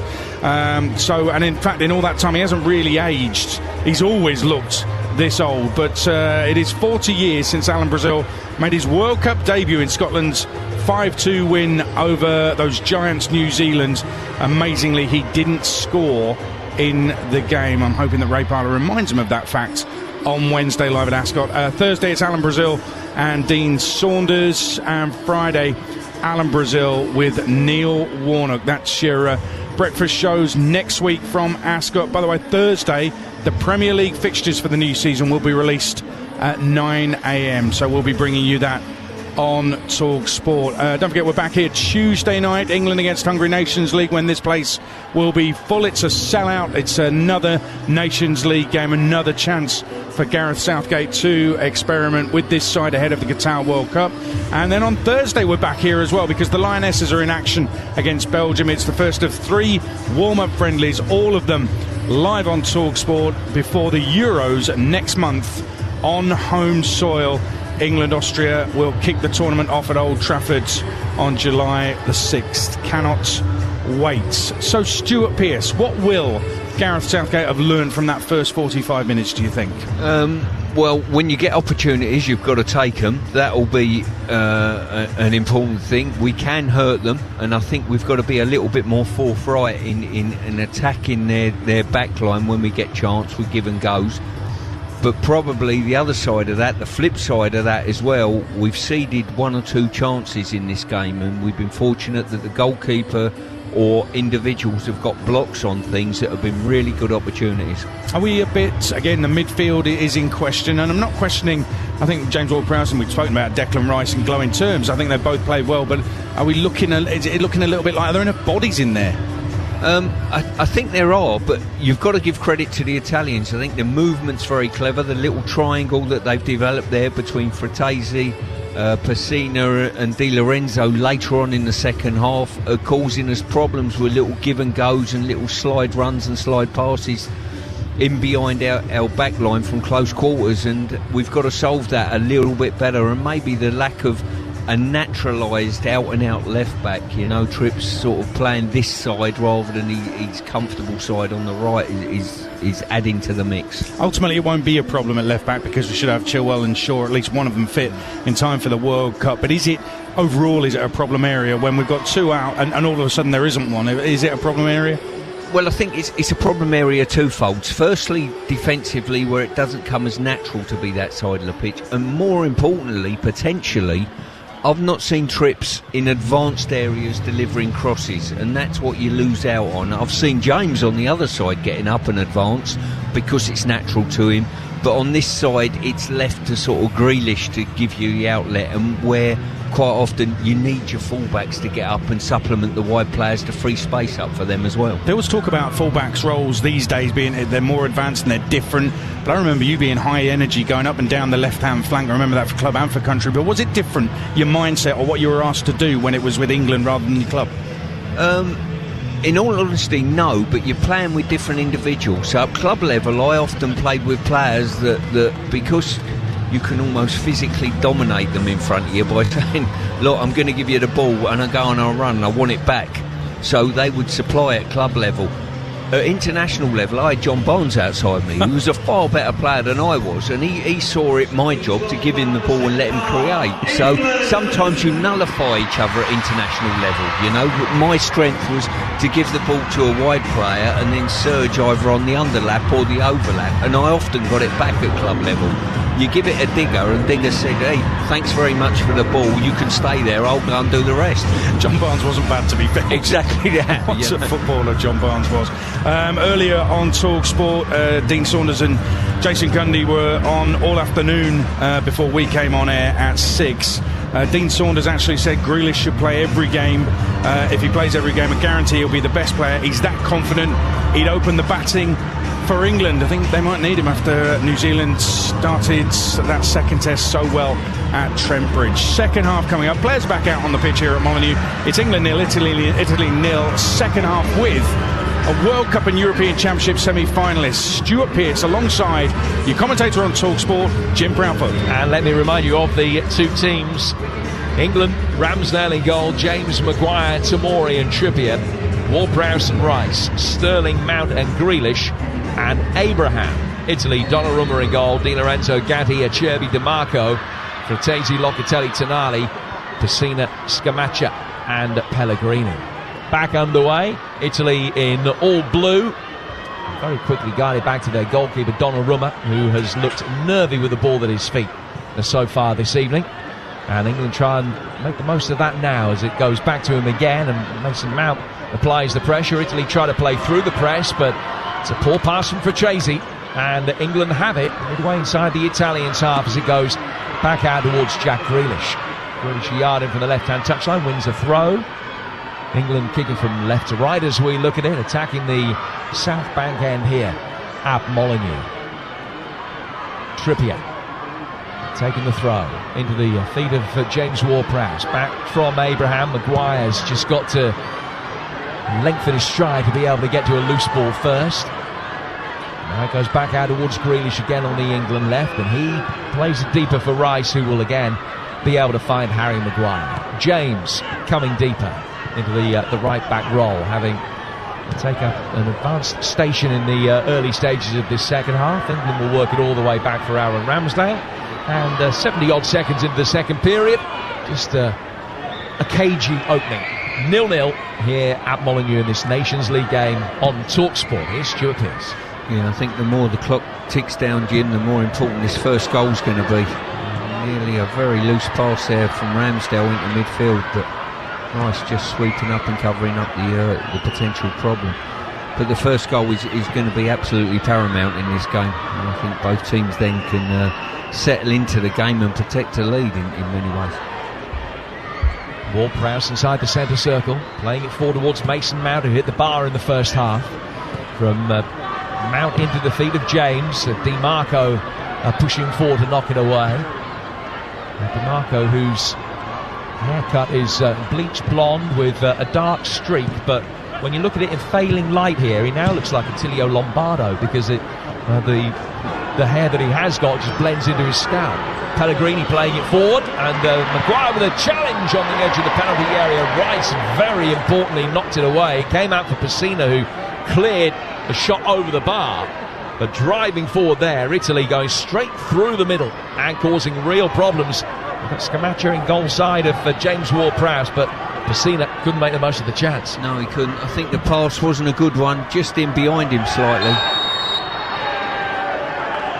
And now England win a free kick on halfway, and a yellow card is shown to the debutant Gatti as England looked to break, and he just pulled his man back. Yeah, as I say, a loose pass in there in midfield, and all of a sudden the centre of the pitch opened up slightly. Rice on a good recovery run just dealt with the problem, but certainly a better pass would have caused a bigger problem. Maguire takes the free kick and finds Grealish, who's able to turn very neatly on the edge of the penalty area. He's played it out towards the left, where it's swept in by Trippier with his right foot. Looking for Tammy Abraham, who had that early chance that he put wide, but hasn't had really too much service since then. Maguire can bring it forward. High right-footed up and under from him. He's misdirected it, and it bounces once inside the penalty area and goes straight out for a goal kick that'll be taken by Donnarumma. 49 gone at 0-0. I don't know with Tomori, who can also play on the right-hand side, why they don't swap Maguire over, because you see Maguire more playing on the left nowadays. Italy bringing it forward through the midfield, but James has won it back, and it was just manhandled by Pellegrini. And it's a free kick which will be taken on June the 11th. A special day for Fikayo Tomori, making his full international debut tonight. 5 years ago today, he was part of the side that won the Under-17 World Cup when England beat Venezuela in the final. The goal from Don Calvert-Lewin. And Tomori graduating through to his first start for his country 5 years on. Maguire swinging the ball forward out to the England left-hand side, but it's easily brought under control from Di Lorenzo. And now Gatti, centre-half, who's the third player to have his name taken tonight. Going back for Donnarumma, who will clear. Ward-Prowse comes to meet it and heads it out towards the left-hand side. England just losing out for a moment to Scamacca, and then coming off the flank. It's a good run forward over the top from Pellegrini, and James has tracked him. Ramsdale comes out, sweeps up, chests it down. He couldn't get his hand to it.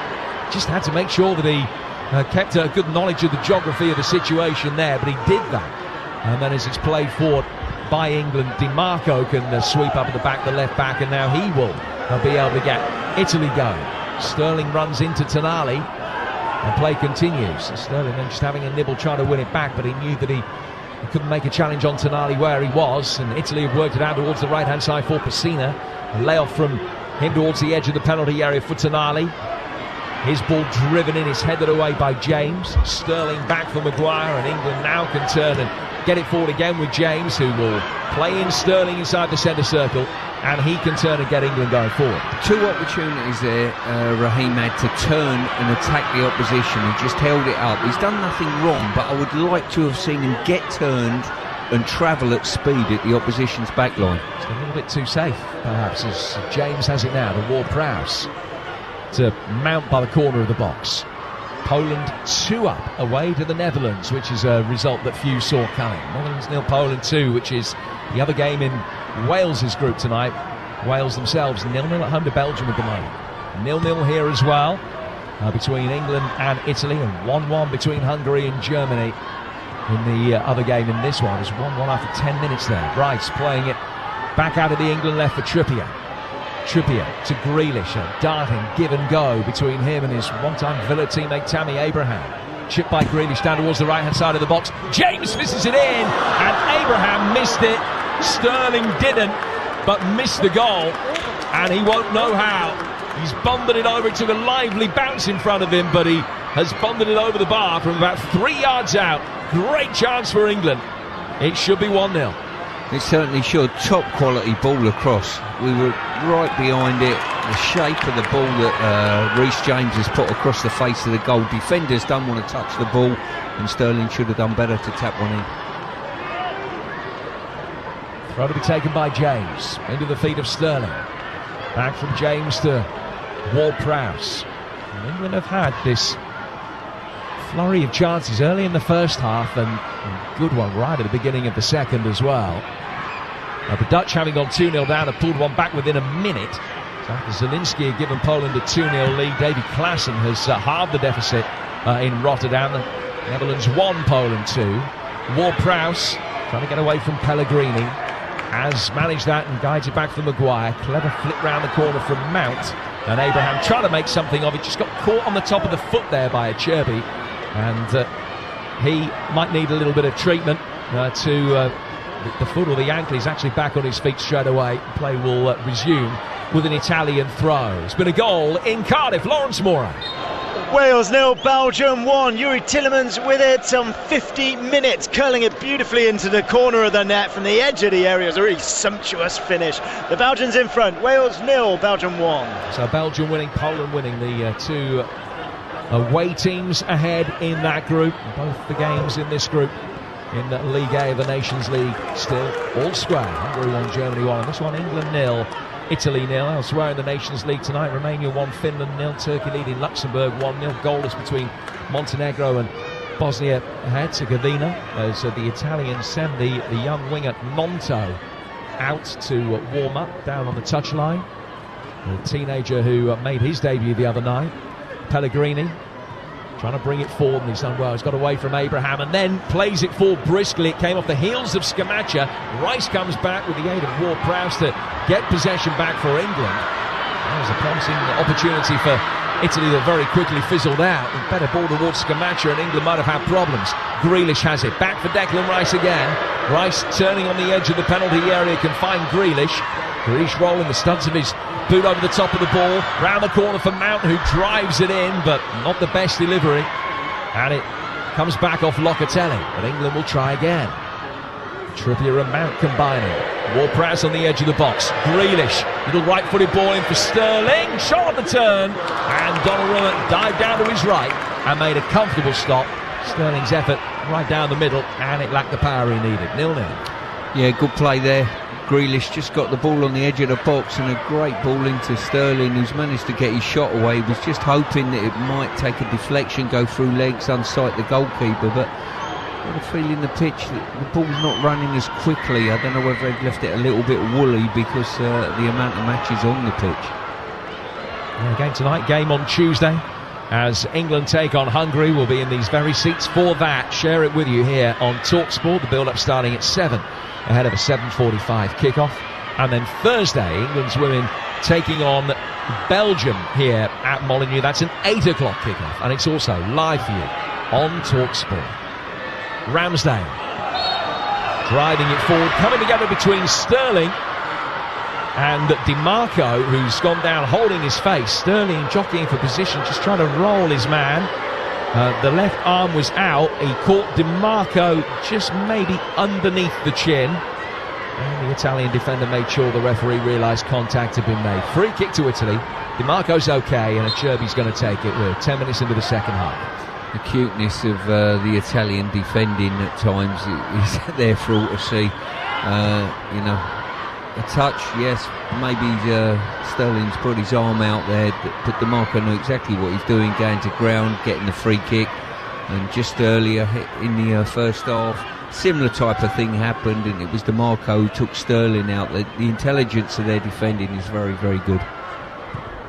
An equaliser for the Dutch, 2 in 4 minutes for them, and they've come back from 2-0 down. Denzel Dumfries with the equaliser. The Netherlands 2, Poland 2. 0-0 at Molineux as Cherby plays it forward and Scamacci just chests it straight out of play for an England throw. Last 3 meetings between these two nations have all ended in draws. In fact, they've all ended 1-1. England tonight looking to beat Italy for only the 9th time in 29 attempts. The last of those 10 years ago in a friendly in Switzerland. James has conceded a free kick right in front of the referee as he was chasing after Pellegrini through the midfield and brought him down. Free kick which the Italians will take about 4 or 5 yards inside the England half. They could have taken it from there. They took it more quickly than that inside their own half, and Locatelli's got it. Locatelli playing it forward into the feet of Frattesi. He wanted the return ball. He really caught your eye in the first half. He's not been able to get into the game as much in the second period so far. No, and I'm quite pleased about that, to be honest with you. He looked as though he was going to be the one that was going to be the catalyst for anything decent coming from the Italians. So the longer he's quiet, the better. Now Grealish bustling forward. But he's lost possession, and the Italians win a throw as Pessina flicks it off Trippier. Jack Grealish, so impressive the other night in Munich, coming off the bench in the last 20 minutes or so, and was a real candidate for England's man of the match, despite the fact that he only featured for the final quarter of the game. Camera pans to Gareth Southgate, who sat next to Steve Holland, just discussing potentially how England shuffle the pack to good effect here. More blue sky than ever before on a very pleasant black country night, but 2,000 or so school children that have made their way here. Remember, this game being played officially behind closed doors tonight as a sanction for the trouble at Wembley in the final of the Euros. They've not had as much to cheer as they would have liked. Maybe they will now. Grealish can bring it forward. Play it out towards Tammy Abraham on the England left. Now Abraham has it again. He's beaten Tonali. Gets the return ball from Mason Mount, and then it's a goal kick as it's cleared by Frattesi. Tried to clear it and smacked it straight into Tammy Abraham's face from about a yard away. Nothing Abraham could do to get out of the way. It certainly wasn't the intention of Frattesi. He was trying to play it out towards the wing, but he's just smacked it straight into Abraham, and it's gone out of play for a goal kick. Abraham's okay. He's back on his feet and will be able to continue. Italy are poised to make a change. Salvatore Esposito is going to be coming on. Donnarumma gets the ball clear, and it goes over Maguire, and it goes out for what's been given as a free kick. And Pellegrini was judged to have committed the foul. England with Rice, back for Ward-Prowse. Ward-Prowse down for Harry Maguire. A little bit of animation on the England bench as well. So Harry Kane and Jared Bowen are both set out to warm up. Maguire back for Ramsdale. Gets a clean sheet on his debut against San Marino and has made a couple of impressive saves. One, a stunner with his leg in the first half. Sterling down towards James. James turning, trying to get away from Pellegrini. Back for James Ward-Prowse. Prowse to his left for Declan Rice, who controls it with his first touch, out to Grealish with his second. Grealish injecting that little bit of tempo again with his trademark bustling style. And does well under duress. He was fouled. The referee has played the advantage with the ball at the feet of Maguire. Maguire to Sterling. Mount just peeling away out towards the right-hand side as an option. Ball's worked the other way via Ward-Prowse to Grealish again. Mount making a good run, but he chose the more central path through towards Abraham, who's judged to have fouled Gatti, and the free kick's gone Italy's way inside the D. We played an hour here on TalkSport, and still the deadlock's yet to be broken, Stu. Yeah, it certainly is. I mean, the game was not throwing up as many opportunities for both teams as it did in the first half. I'd just like to see England a little bit, when players are receiving the ball, just to get turned and be more offence-minded, driving at the opposition at times. There's an element of safety, not wanting to give the ball away, which I do respect, but at times you've got to judge when the Italians are thinking defensively, oh, please don't come and take me on. Scamacca on halfway. Turns about, ball out towards the far side, and Grealish back in defensive duty, knocks it back for Trippier, spins and makes a run, and Trippier's played an excellent ball into that good run from Grealish, who continues his run forward now. It was knocked away as Grealish just went down on the edge of the penalty area, and then Dimarco gets it further clear down the left, over the top of Maguire for Scamacca. He's onside, and he has it now running towards the edge of the box. England have got 4 back goal side, including Rice, but it's set up for Pessina here. Pessina on the edge of the D. Looks as though he's going to open up for a shot, but he didn't fancy taking it on. He's worked it back instead for Locatelli. Pellegrini over the top. The ball flicked back in, and Ramsdale will get there at the near post and can do enough to poke it wide. Well, there's that threat. We've not seen it so far on that right-hand side, and on that occasion was it Di Lorenzo just darting in on the blind side of Trippier. It's certainly been a bit of a weakness for the England team on that area of the pitch.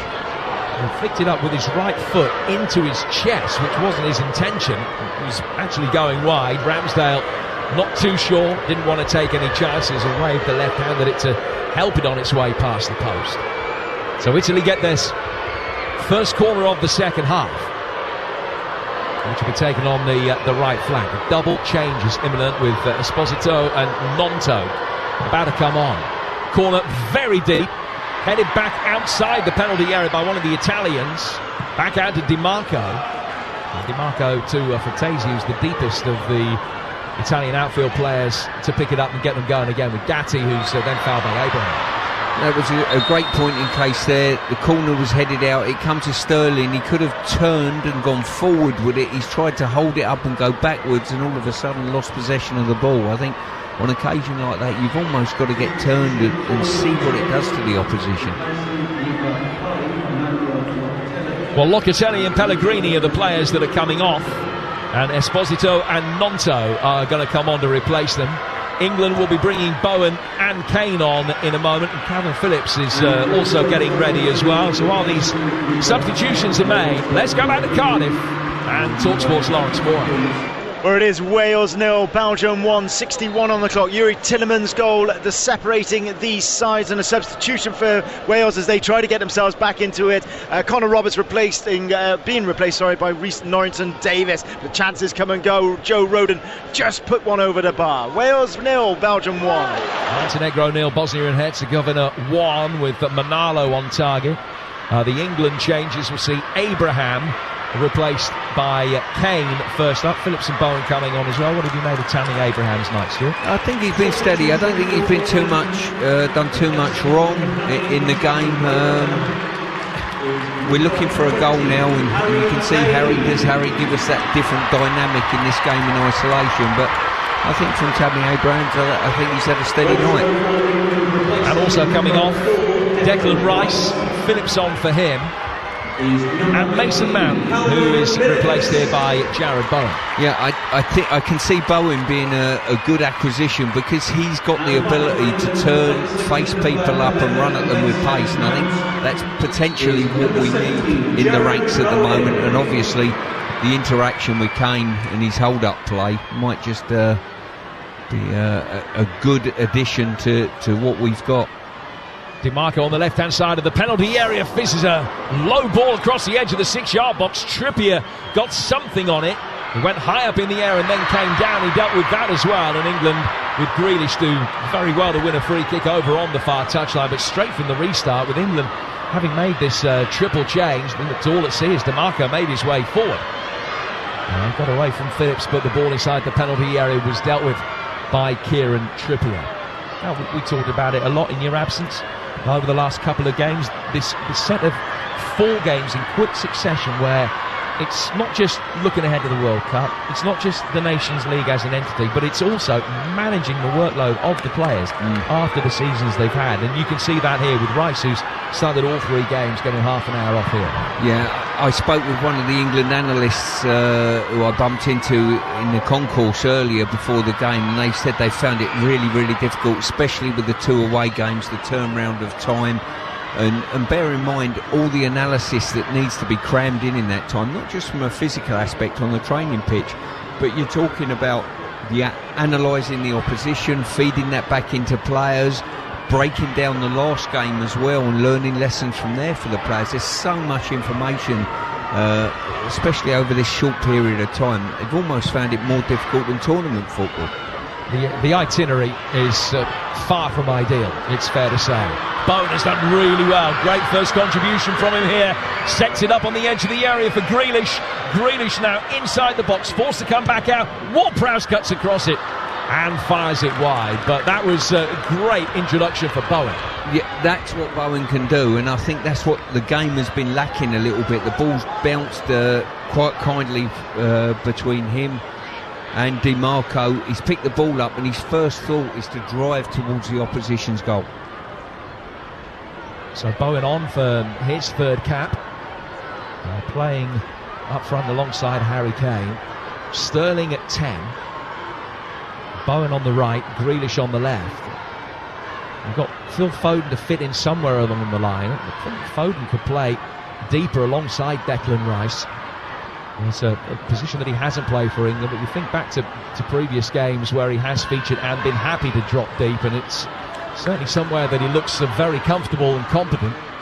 Here's Bowen again on the right-hand side. He wants the ball, taking on DiMarco. And DiMarco blocked it, and Fratesi will be able to do the rest, to be able to get it away down the Italian left. But Bowen clearly feels as though he's got a point to prove. There's always one player that comes from some way back in order to stake a claim to be not just part of the squad but part of the starting lineup for any tournament, and Bowen might be the man. You wouldn't be at all surprised to see he continues the up curve that he's shown, that he's in the starting lineup for that first game of the World Cup. Well, he's been on the pitch for a couple of minutes and already he's picked the ball up and driven at their back line and span in behind and got the ball, and then wants to go and take people on, which is a real good trait for any attacking player to have, and it's the worst possible thing you can have as a fullback. And particularly a tiring fullback, as they are now. Ball out for a throw which will be taken on the Italian left. We talked earlier about Gatti, the centre-half, making his international debut, having never played in Serie A, and it's the same for Salvatore Esposito, the 21-year-old midfielder who's just come off the bench. He's got more experience, more than 100 games of second division football behind him in Italy, but he too is making his bow for his country tonight without ever having played top-flight football. The other player that they brought on, the 18-year-old Wilfried Gnonto, the winger who made his debut against Germany last week, who cited Raheem Sterling as being one of his major inspirations on the field against him here. Bowen just got caught there, a flailing arm from DiMarco, but the referee has given the free kick the other way, saying that the subsequent foul by Calvin Phillips was the main offence. And it is a free kick which will be taken by Italy about 15 yards inside England territory. We're in the final quarter of the game here on TalkSport, and you can react to it after the match with Carlton Palmer and Adam Catterall taking your calls. Here's Gnonto inside the penalty area, right-footed effort into the side netting. He is sharp. The young winger who plays his club football in Switzerland with Zurich. Now that was a drop of the shoulder, half a yard of space, and a side of goal that he was happy to take on, but Ramsdale had it covered. Yeah, really good turn there, just got in that position just behind Trippier, good ball to him in the box, and he had one thing on his mind: get turned, face the opposition goal up and get a shot away quickly. Just to reiterate, Adam Catterall and Carlton Palmer, the former England man, taking your calls following this Nations League game here at Molineux tonight. 0371722 3344 is the number. Get your calls in. Have your say on national radio from 10 o'clock tonight. Tuesday night, 3 more games coming your way. England against Hungary here on TalkSport kicks off at 7:45. Scotland and Wales both in action. Scotland go to Armenia, Wales to the Netherlands. They kick off at 5 and 7:45 respectively over on TalkSport 2. If you've got the TalkSport app, you can just swipe left for TalkSport 2 and swipe right for TalkSport, and get your pick of all the action. Donnarumma's got the ball at his feet. The Italian captain is winning his 45th cap for his country tonight at the age of just 23. Played for by Acerbi over the halfway line. Scamacca comes to meet it, tries to nod it down for Pessina, but England win it back with Tomori, who's looked more assured in the second half than he did the first. Grealish lost his balance, and to his credit, he did really well. Great poise, not to lose possession, got back to his feet and still quicker off balance than the man chasing him. Ball goes back for Phillips for England. Phillips to Ward-Prowse. Grealish dropping deep in behind Trippier to link up with Tomori. Now into the feet of Harry Kane, who scored his 50th goal for his country the other night. Maguire for James. 4 from James again towards Jared Bowen. Bowen for James. James taking it down towards the touchline under pressure from Tonali. And Maguire guiding it forward, but over the touchline and out of play for a throw before Bowen could control it. A throw which the Italians will take midway inside their own half. 18 minutes to win it. It's 0-0. Yeah, Bowen done really well there. Receives the ball well, give it out to James, and James, I think, should have turned forward and gone. He's decided to go backwards instead of playing Bowen in behind their back line. And Bowen's done well again, finding Kane. Kane to Sterling, to Grealish. Grealish with the back heel flick. That was clever. Good invention. Sterling gets towards the byline, tried to check, but his momentum took him away from the ball, and Di Lorenzo's going to be able to get it clear for the Italians. Yeah, I thought Sterling done enough there with his darting run. I thought there was a penalty going to be ensuing, but the Italian defender done well enough to stay on his feet and not be drawn into it. Grealish for England. 72 gone. Back through the midfield for Calvin Phillips. Phillips to his right-hand side for Reece James, who's got Maguire behind him. Maguire square to James Ward-Prowse inside the centre circle, and now played out to the left for Tomori. Tomori to Grealish and straight back again. It's England with the majority of possession at the moment. They're having it in good areas as well. Phillips finding Maguire. Dark-haired defender bringing it forward to Reece James, just coming in off the right-hand side, laying it back through the midfield for Phillips. And worth bearing in mind, this is an Italian setup that have only lost 3 of their last 46 games. So if England can find a way through, against a much-changed Italian team, it will be a feather in the cap. This will be a first competitive victory over the Italians for 45 years. Tomori down for Ward-Prowse. Ward-Prowse taking over the halfway line and then going back inside his own half again. We've seen this patient build-up from England many times. There is a decent tempo about it, though. It's not a languid passing game that they're playing. Grealish back for Harry Kane.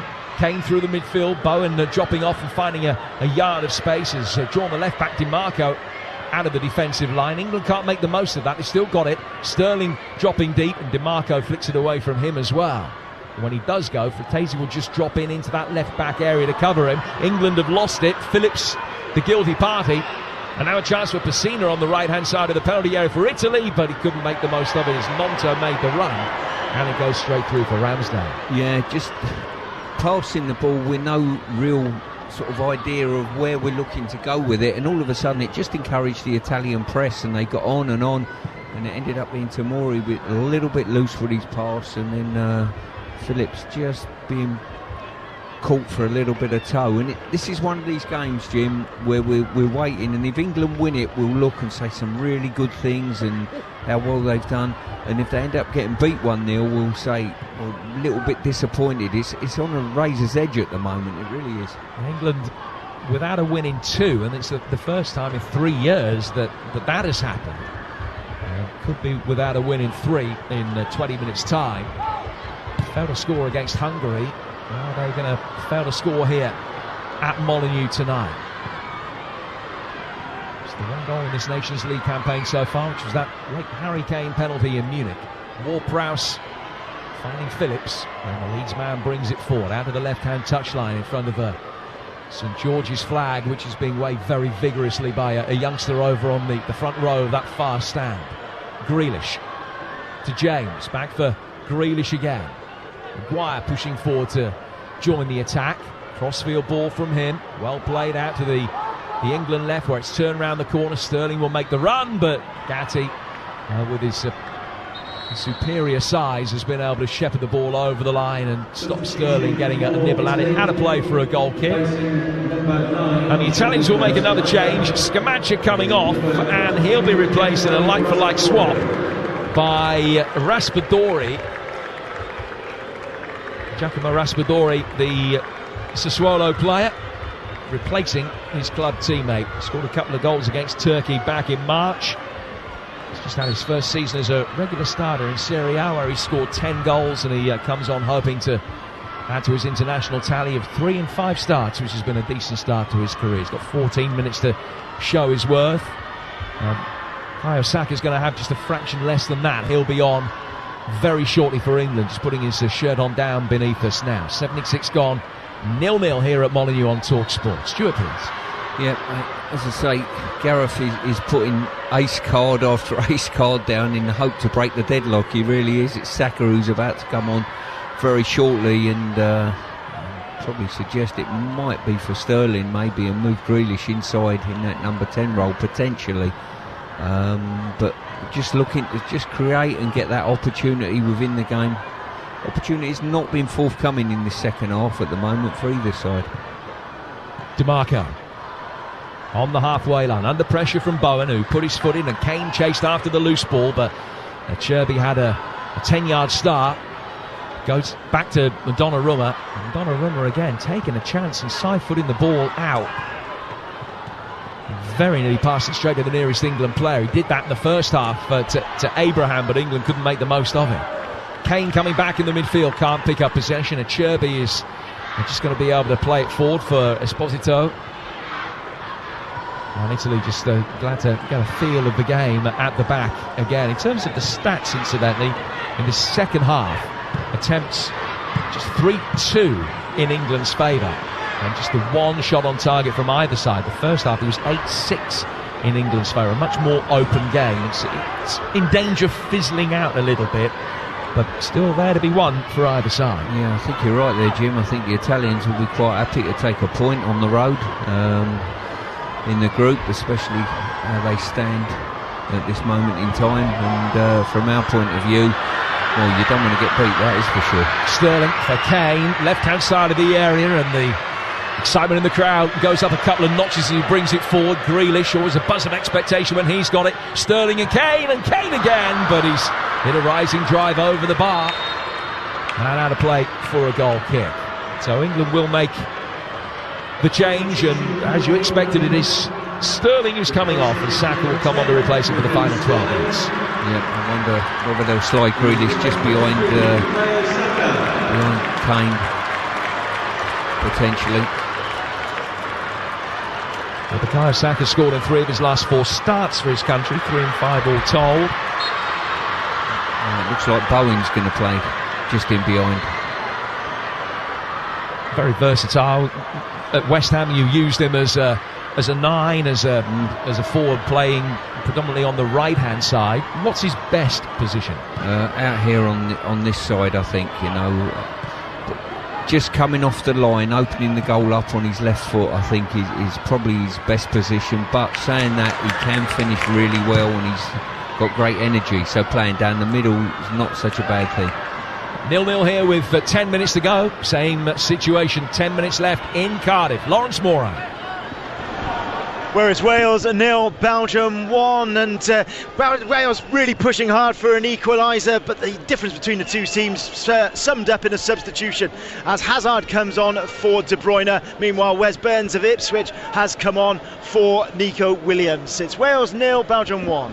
And still all square in the other game in that group, incidentally, 2-2 between the Netherlands and Poland. 3 goals in a 5-minute spell early in the second half in that. 0-0 here, 1-1 between Hungary and Germany. So this group unchanged from how it was at the beginning of the night. Italy 5, Hungary 4, Germany 3, England 2. That's how it would look at the halfway stage. Remember, if you finish bottom of the group, you get relegated down to League B for the next Nations League campaign. DiMarco chipping the ball over the top to Mori, going up through the gears there ahead of Monto. And it was a well-timed challenge. If he hadn't got that right, England in all kinds of bother. Ward-Prowse has it, back for Fikayo Tomori again. Yeah, we're entering the last 10 minutes now, and it's important from England's point of view they keep a clean sheet if they possibly can. And a loose pass from Phillips won't help that cause at all, and it's induced a booking for Ward-Prowse. And so Marciniak raises the yellow card above his head. Pacina was the player that was fouled. Just got a bit loose and ragged in the midfield again. And Ward-Prowse slid in. Pacina was there first, and Ward-Prowse caught him with the studs just on the backside. And that will have hurt. He's back on his feet, no complaints about the yellow card. Ward-Prowse joining Grealish in the book. Locatelli and Gatti have been booked for Italy. But they've got a chance here, the Italians, with a set piece. Their set pieces have been few and far between so far. It's going to be taken by Esposito, right-footed down towards Di Marco on the left. Di Marco has got plenty to aim at in the middle, but drove it straight at Calvin Phillips, and then his volley by Esposito back to his goalkeeper, 60 yards behind him. And Donnarumma comes out and sweeps up, and he can guide it away. A high right-footed ball over the top. Tomori just giving Pacina a little shove, and one possession. Phillips again almost giving it away. England able to mop up though with Tomori finding James. James taking on Tonali, turns back and then just protects the space in front of the ball. He and Tonali just exchange a few words. James wasn't happy with the run that Saka had made for him, but England maintain it over on the left hand side with Grealish trying a give and go with Kane. He gave the ball and he went, but he didn't get the return. Phillips sliding in, loses out. Saka similarly trying to get the loose ball. Bowen will chase after it, but Di Marco's got it back for Donnarumma, and he clears straight out of play for a throw on the England right. 8 to go, 0-0. Yeah, Donnarumma's trying to make out he's fairly comfortable with the ball at his feet, and I'm not so sure he is, to be honest. Any sort of semi-pressure on him, and you've got your heart in your mouth almost. Well, he certainly has got his heart in his mouth. 8 to go, 0-0 the score. Montenegro have equalised under Bosnia-Herzegovina, 1-1. Turkey 2 up in Luxembourg.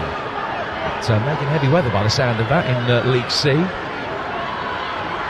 Here's Tomori, played out to the England left-hand side. Your chance to react to everything you've heard tonight. 03717 223344. With Alan Catterall and the former England man Carlton Palmer taking your calls from 10 o'clock tonight. We'll have all the reaction as well. We'll hear from Gareth Southgate, Faker Others, our England correspondent. We'll be speaking to the England manager and to a couple of England players as well, with their thoughts on how tonight has gone and the situation at the halfway stage of this Nations League campaign, which could change in an instant. Phillips playing it forward, Saka chasing after it. Donnarumma though with quick hands got to the edge of the penalty area and was able just to whisk the ball away from Saka. 6 minutes to win it, 0-0 the score. Gatti will come out from the back for the Italians, play forward towards halfway, spun round the corner but not to good effect by Raspadori. Grealish, who's shown up well again. Phillips down to James, Saka making the run ahead of him. James off balance, tried to poke it into Di Marco and out for a throw, but missed his opponent, who goes down with a touch of cramp as the ball goes over the line for an Italy throw.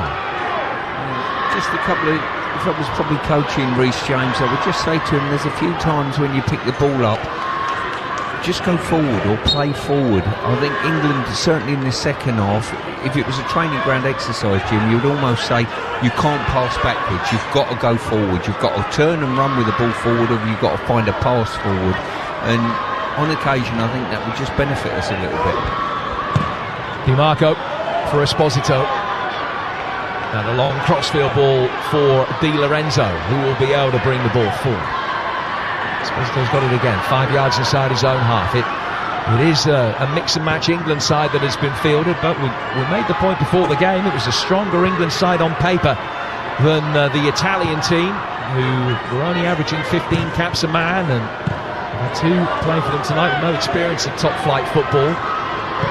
Saka for Kane, still a chance for England to win it, as the Italians poised to bring on Cristante, the Roman midfielder. Here's Bowen running inside the penalty area, couldn't quite take the ball with him to get past the Cherby, but he really has taken the game to the Italians since he's come on, and he's looked very sharp. See, I don't mind what Bowen's just done. He's picked the ball up, a great ball by Kane, fed him really well, and he's picked the ball up and he's gone, he's picked a beeline straight for the opposition's goal and put them on the back foot and asked questions of their back line. If you keep doing that, you'll get your reward. Well, that was what Grealish did the other night, what he has been able to do to after a fashion today. Tomori Going back again for Ramsdale, who just tells Ward-Prowse to come to meet him before he plays the ball into his feet, and then Tamori with a misdirected pass past James, puts him straight out of play for a throw, and then he just pulled up for a moment there as well. Tamori has been struggling with injury. He's okay, he's not signalled across to the bench that he needs any treatment, and the Italians will make the change, and Cristante is going to come on into the heart of the midfield.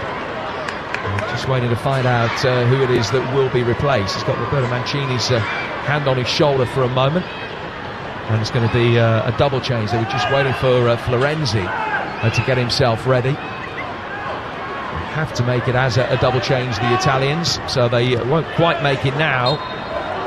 They take the throw and then immediately concede another, and now the change will be made. So Di Marco is coming off, Florenzi on to replace him, a player that has been playing at full-back for his country, but ordinarily on the right-hand side. The other change sees Pessina replaced by Cristante. So that's the full gamut of Italian changes made. England are going to make a change as well, and Mark Gurhey will be coming on shortly for Tamori.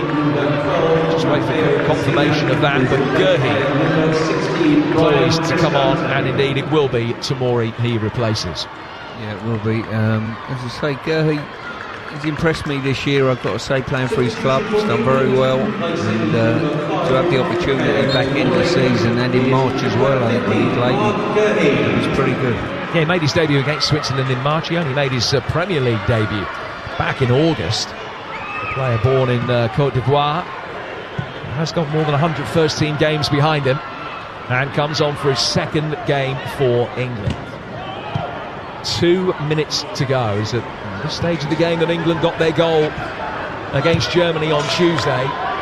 Can they conjure up something that similarly late and dramatic that would be worth an extra 2 points rather than one if it comes right now? Here's Gatti for the Italians, played out to the right for Di Lorenzo.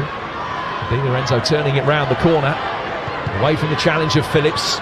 Grealish coming back, wins a free kick. I'll tell you something, Stuart, the interview that Gareth Southgate gave in Munich the other day, he was talking about Jack Grealish and the contribution he made going forward, but saying that he still felt that he had a bit to learn defensively. This has been one of his best performances off the ball in an England shirt tonight. Yeah, as I say, he's done reasonably well. I mean, he's had the ball, he's not created something and got us a goal in this game, but he certainly had a few skirmishes where you thought something might have come from that. So he's done certainly no worse than anybody else on the pitch, that's for sure. Gurhey getting the ball on the edge of the penalty area, played down towards Saka. Saka to James. And James back for Calvin Phillips. Now Brennan Johnson's had the ball in the net for Wales, but VAR checking it. We'll get news from Lawrence in a moment when they've made the final decision, as Grealish turns neatly in the midfield and then works it well for Trippier, and chokes for the return ball and gets it. Good play again down the England left. We're in the 90th minute at 0-0. Here's Calvin Phillips to his right-hand side for Maguire. Maguire for Reece James. Still waiting for news of that VAR check in Cardiff and whether Wales do have their late equaliser. England looking for a late winner here with Phillips in the midfield. Phillips out to the England left-hand side for Grealish, hugging the left-hand touchline, waiting for a little bit of movement ahead of him. He's played it back for Ward-Prowse. Ward-Prowse's ball for Kane on the stretch, and England win a free kick, which will be taken about 15 yards outside the penalty area. Very quickly to Cardiff, Lawrence Moore. Where the goal has just been given! Brennan Johnson has scored. It's Wales 1, Belgium 1. There was a VAR check that took an eternity. After a wonderful piece of skill by Aaron Ramsey on the edge of the area, the ball fell to Brennan Johnson, who stroked it home. Wales 1, Belgium 1. 1-1 there, 0-0 at Molineux. We're in 3 minutes of added time at the end of the game. James Ward-Prowse to take a free kick, not in a shooting position, but he could do some serious damage with his delivery here. Swung in dangerously, Cristante's back, heads it down towards the dead ball line, and England get a corner, which is only their second of the night. Yeah, we need decent delivery now from Ward-Prowse. Probably, well, arguably the last decent opportunity we're going to have in this game. His first in-swinging delivery of the evening from the corner flag. These are the ones where he's really made his name. It's a very congested 6-yard box. Good movement in there. Looking for the near post flick. It was a good save from Donnarumma after a touch from Phillips, I think, but the referee had spotted an infringement. He wouldn't have counted anyway. It's a free kick to the Italians inside their own 6-yard box. It's getting another view. It was an outstanding piece of goalkeeping. I think the foul was by Phillips, and as a consequence, it is a free kick to the Italians. 0-0. Yeah, just a bit late getting there, getting out to get first contact. Phillips, he just had to give a little nudge to the Italian defender. And then when the ball slid past them, it was Donnarumma who just got a hand to it, just right on the post, and clawed it away. It was Mark Gurhey that had got the flick. And it was a good movement from him. Now Italy at the other end. Chance for them to win it right at the end, potentially, as Nonto has it. Oh, good reverse ball inside the area. Esposito pulling it back. Phillips is in there strongly, but the Italian player is waved up. No penalty. Kane's done well. England might be able to launch a counter-attack. 3 against 3. Bowen's got him driving forward. Tonali has stopped him. Had to take one for the team. Gets a yellow card, but just as Bowen waited to survey his options, Tonali came in and put him off his feet. Another free kick to England and another late set piece. Yeah, as I say, good play there, good counter-attack. It sprung from our own penalty box, where it was a real good recovery challenge by Phillips that turned the ball over, and from there, ball into Bowen, and off he went. And well, Italian, all he could do was bring Bowen down to stop the attack. So it's Trippier this time that stands over it for England. Now or never. Right-footed ball, teased in, deep towards the back post. Maguire heading it down. Falls for Kane on the edge of the penalty area. Ward-Prowse in there as well. Half cleared, and then a real crunching coming together involving Bowen and Nonto. And the referee's given the free kick Italy's way, just outside the D. That will be that. Bowen coming to meet it, his left foot raised. And as Nonto jumped forward to try and get there, that made the collision look worse than it was. Both players hurt. In fact, Bowen came off the worst, but he's just getting back to his feet now. And it's going to be a free kick to Italy. And Bowen thought it should have gone the other way. I don't think there was too much in it either way. And the referee signals the end of the game. Disappointing evening in many ways as far as England are concerned. Didn't have the cutting edge that they would have looked for. Created some good chances. Mason Mount hit the bar early on.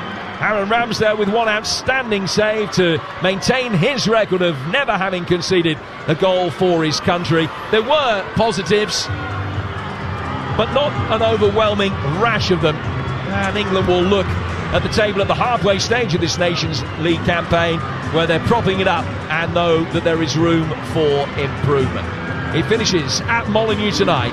England 0, Italy 0. They've just gone into 6 added on in Cardiff, where it is Wales 1, Belgium 1. Wales in the 3rd game in that group. A4 are looking to open their account. England drawing 0-0 with Italy here at Molineux. The kids seem to have enjoyed it. That's the reception they're giving the England players as they go over to applaud those young fans for their support here at Molineux tonight. It'll be packed here on Tuesday. It's a sellout on Tuesday for another Nations League game against Hungary, and that's live on TalkSport. And as Jim rightly said, we're bottom of the group, England, so they need to win that one. Stuart Pearce. I'll give you a flavour of social media in a second, but what can't be denied is this fact. 3 games in this Nations League for England, no goals from open play, and large parts of it have been quite difficult to watch. So you can understand some negativity from England fans right now, yeah? Well, I think it was one of these games, as I said towards the end of the game, it was on a knife edge. It was one of those games, if we had won it, everyone would have probably, well, certainly I would have done, drawn the positives out of the game, the victory, that type of thing. We didn't win it. It ended up fizzling out a little bit. There wasn't as many chances for either team towards the end of the game, and we're probably a little bit disappointed we haven't won the game, but on the run of play we probably didn't deserve to win the game or lose it. Sterling has missed an absolute sitter. I know it's finished 0-0, but he missed an absolute sitter that 99 times out of 100 he would probably bury into the back of the net, wouldn't he?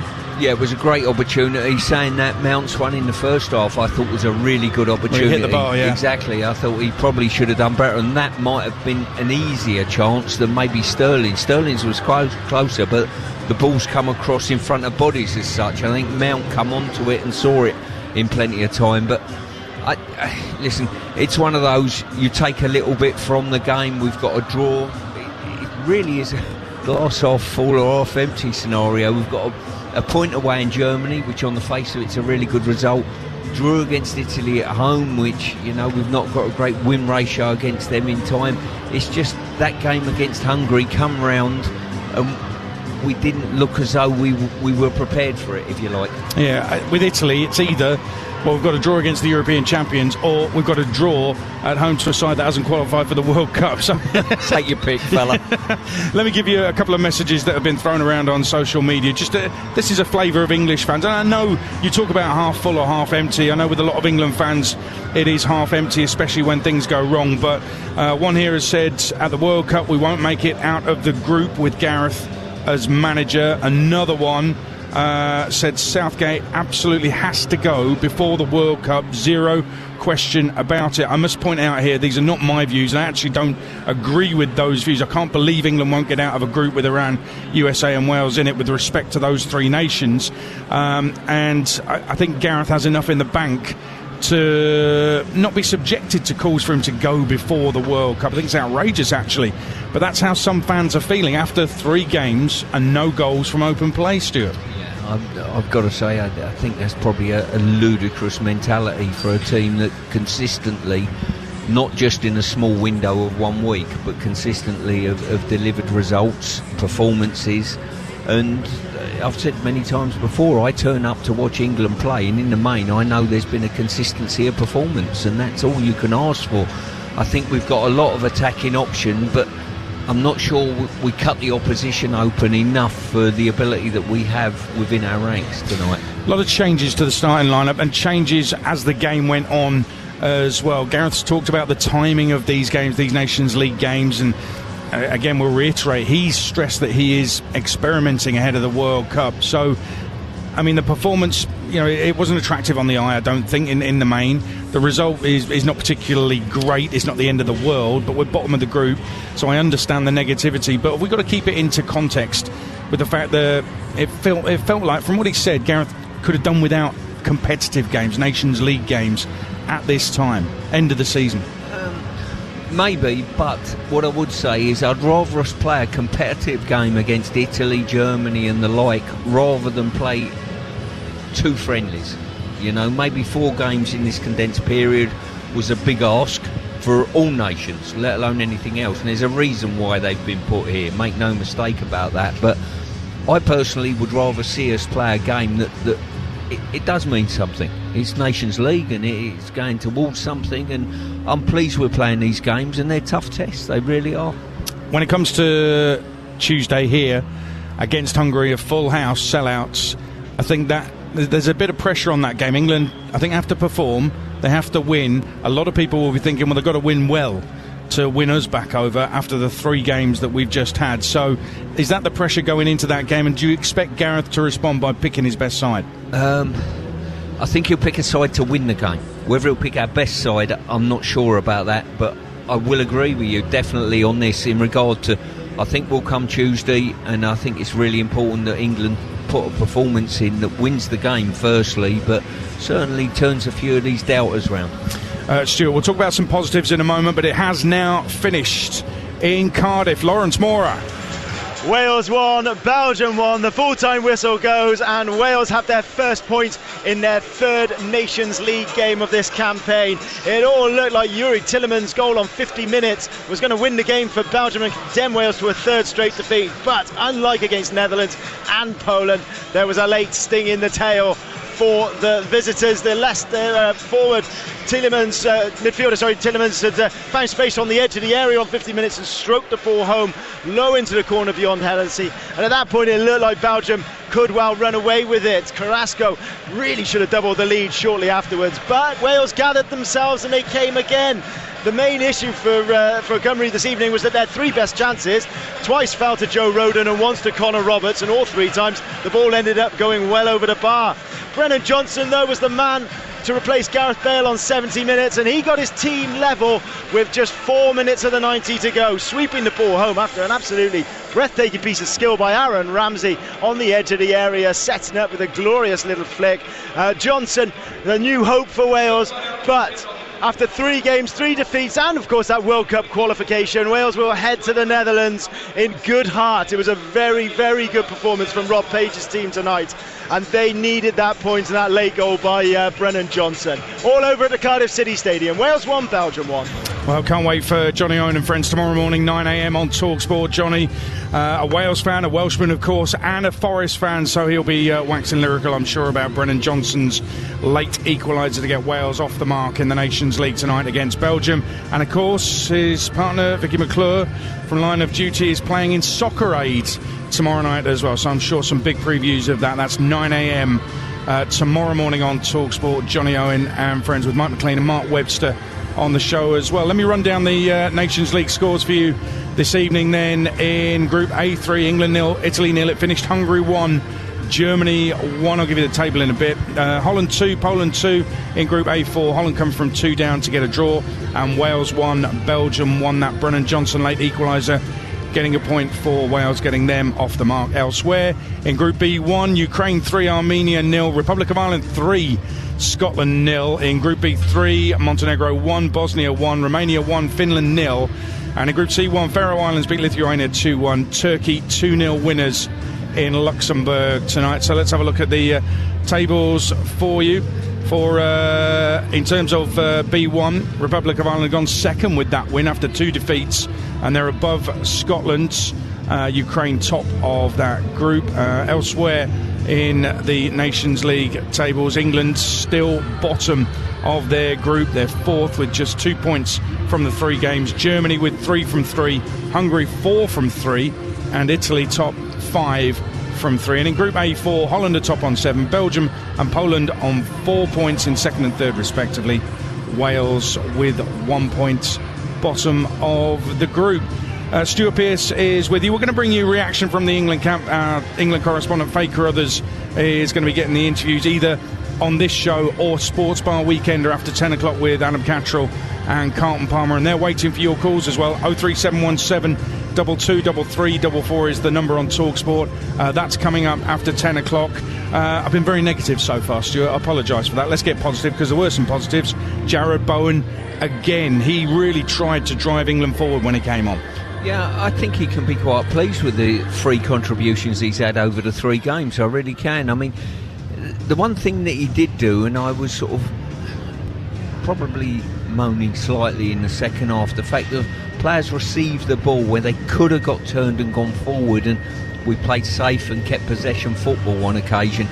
The one thing that Jarrod doesn't do, he doesn't play safe. He turns and he runs and he asks questions of defenders, and sometimes if you're going to give the ball away, I'd rather a player do that, especially in the advanced areas of the pitch. You're right, there was a moment in the centre circle, I think it's Harry Kane who received the ball with his back to the Italy goal, and he came back through a sea of Italy players when I thought, I didn't know if it was about awareness or whether he just wanted to be safe and make sure they didn't lose the game, just wanted to keep the ball.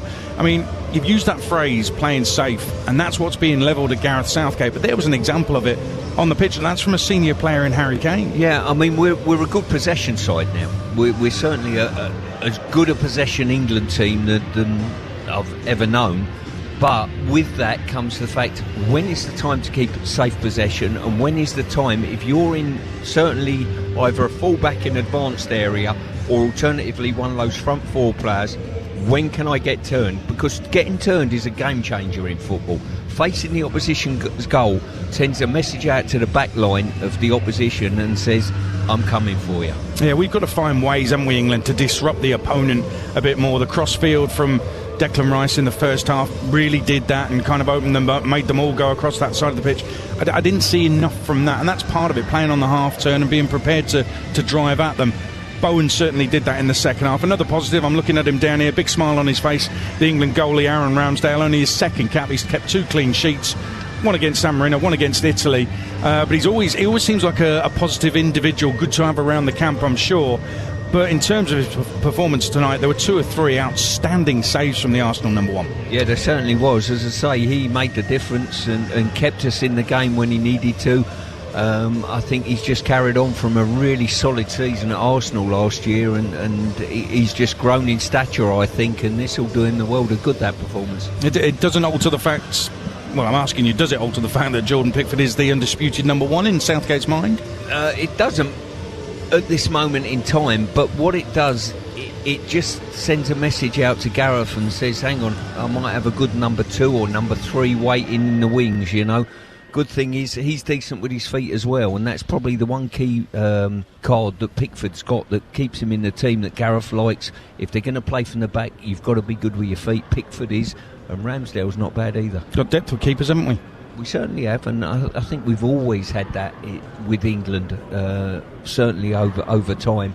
But you've got to be, it's a new strain of goalkeepers now, you've got to be decent with your feet, and it's the one thing we've picked up on Donnarumma tonight, that he may be a slight weakness there. Yeah, perhaps could have exploited that at the Euros final last year. It just didn't happen, did it?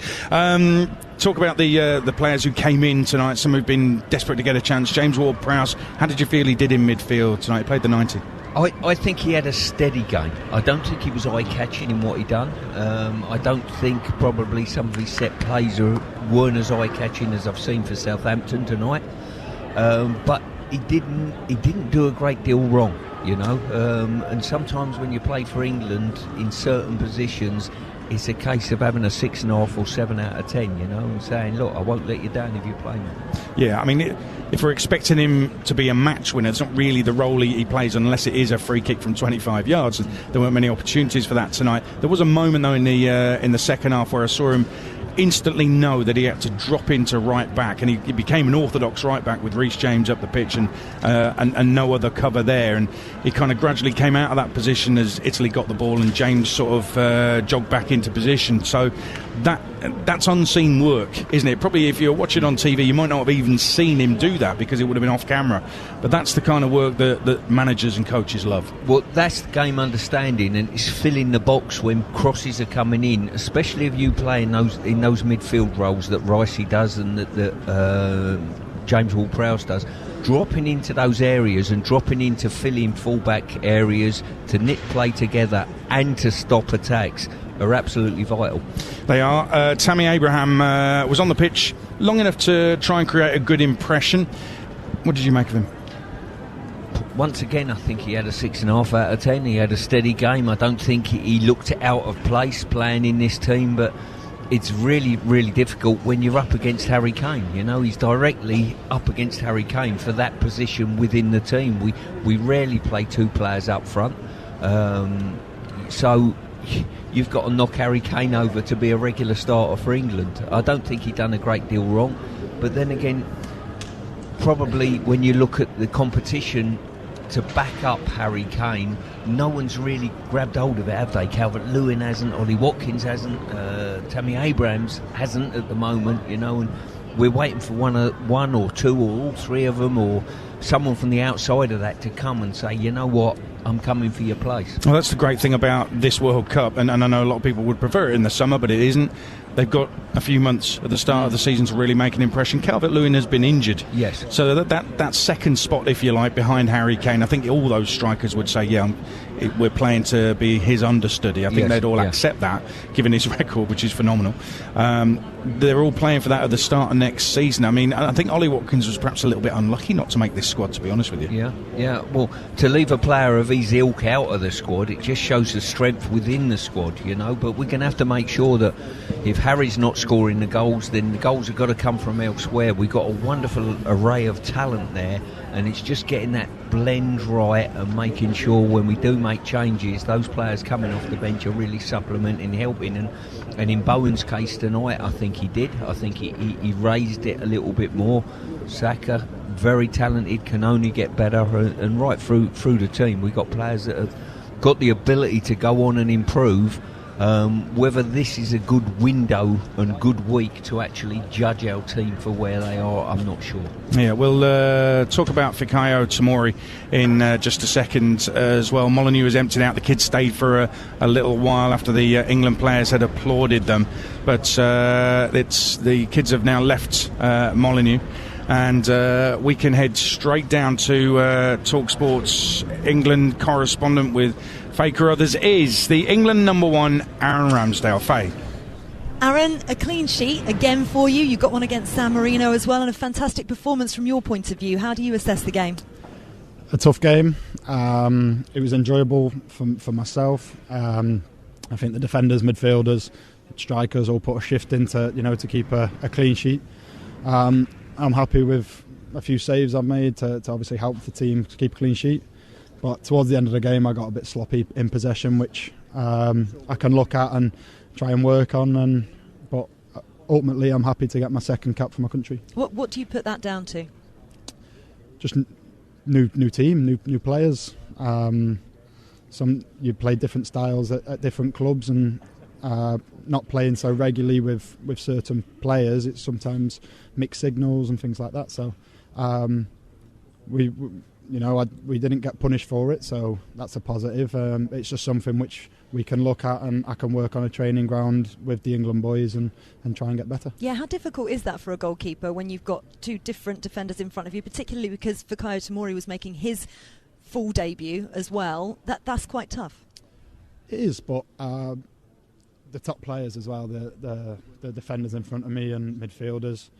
But it is tough, especially when you've got games in quick succession like we've had, not too long to work on things, and it's sort of just down to instinct of how you play. And like I said, sometimes signals get mixed. But yeah, I think it's a work in progress for some of us new players, and I don't think anyone let themselves down tonight. No, they certainly didn't, although in these three games we haven't seen the England that we're used to seeing. That, I think that's fair to say. I know that Gareth has said that he's experimenting, but do you as players feel as if you're just not quite at your best at the moment? It's a difficult one for myself, obviously only playing my second game tonight. The lads have played a lot of football this season, and you're playing top teams every 3-4 days, and it is difficult to try and get into a rhythm. I'm not the person to be asking about sort of killer touches and what's going wrong. I just think it's down to rhythm, getting back into the swing after a long old season, and we've just been missing out on that final killer ball, really. Yeah, a lot said about Jordan Pickford being England's number one, and I've spoken to you before about your support of Jordan and how incredible a goalkeeper you think he is, but I'm sure you want a spot on that plane as much as everybody else does. I think tonight on that performance you've definitely helped get at least one leg on the plane. How do you feel about it? Yeah, brilliant. The challenge is amazing. I think trying to put performances in like that whenever I play will only push Jordan as well as training. There's by no means I'm the second choice, because I've got Nick pushing me, I'm pushing him. So it's not as easy as probably people think. And then there's a lot of very, very good goalkeepers who aren't here on this camp, and there's a lot of football to be played. But it's a great challenge because every day Jordan and Nick and myself push each other, and we are different goalies.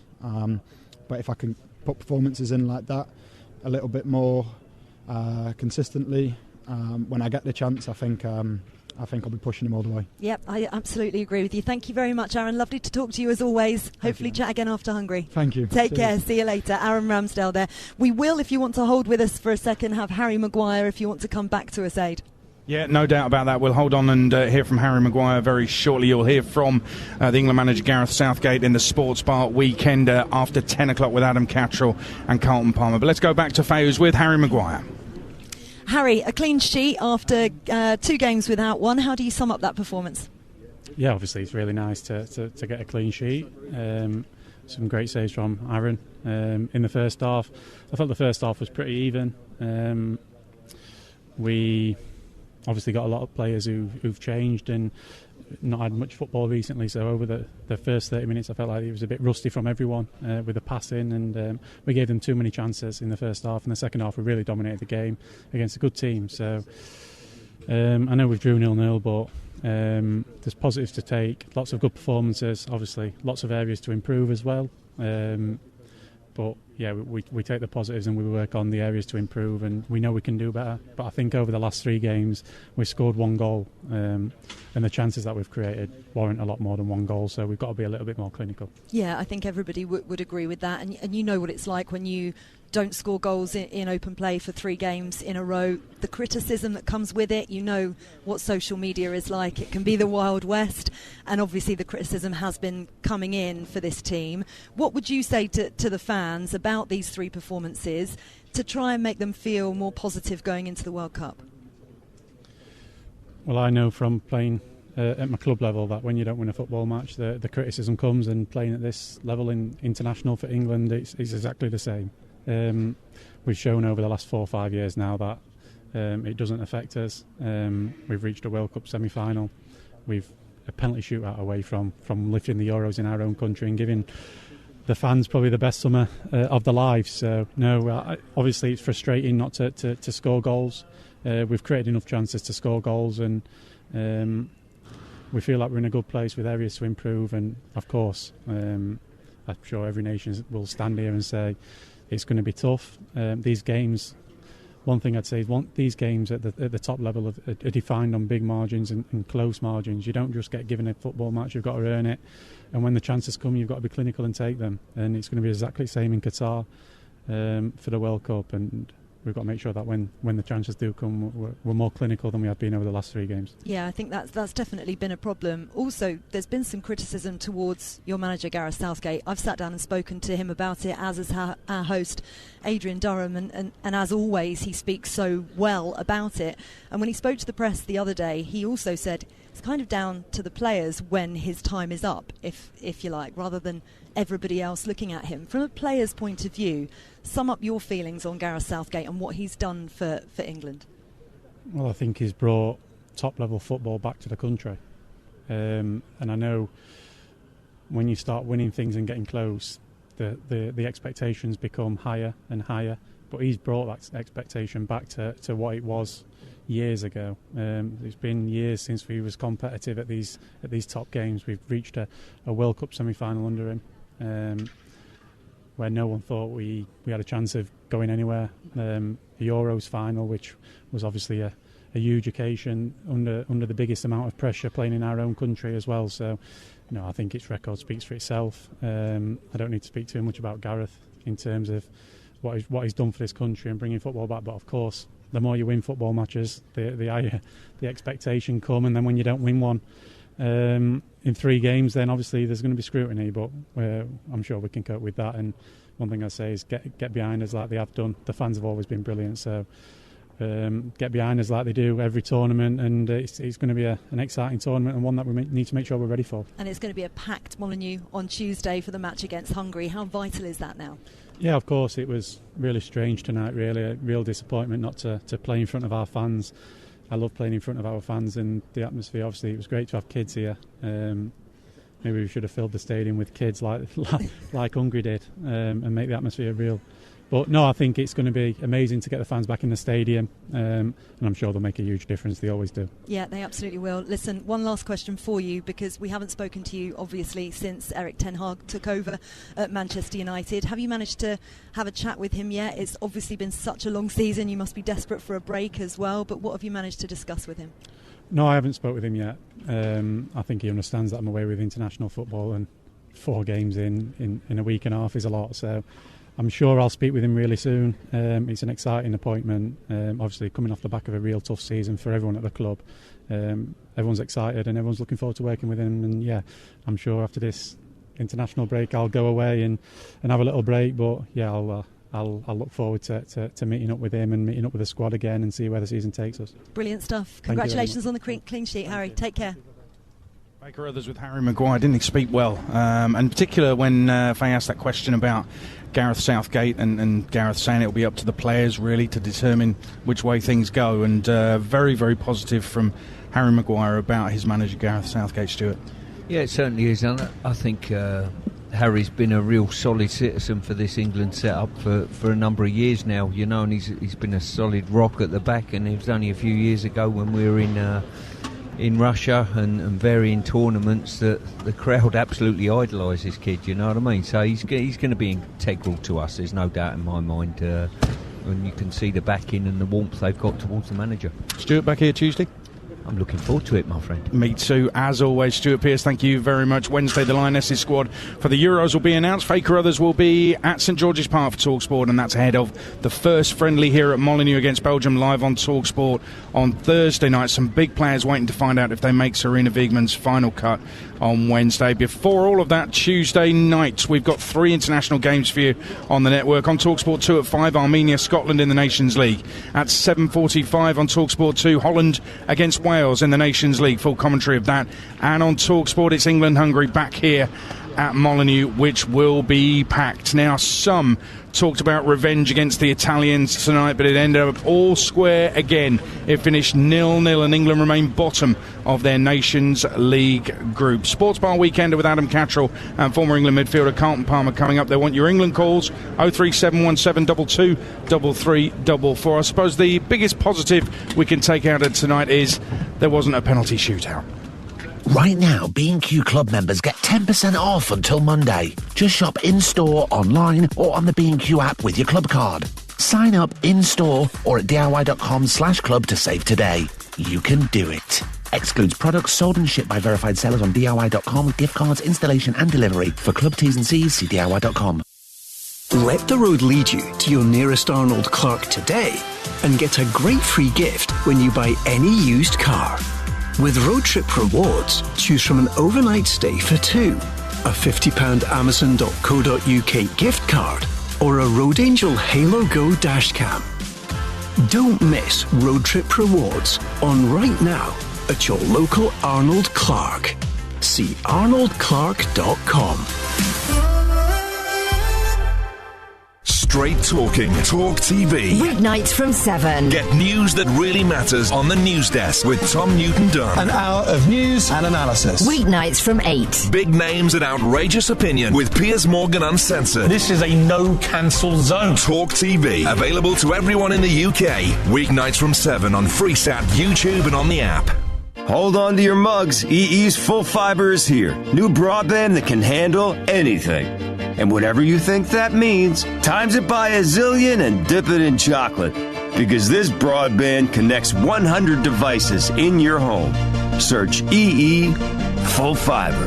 18.3% UK availability. Check coverage at ee.co.uk. Make sure you kick off every Sunday morning with a weekend sports breakfast on TalkSport with the Sun.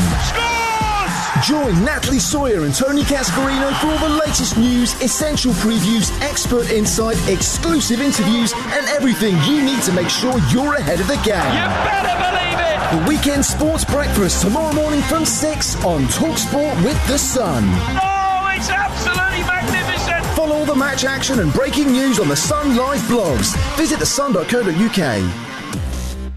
26 days, 31 games, one glittering European prize. The UEFA Women's Euro 2022 is coming.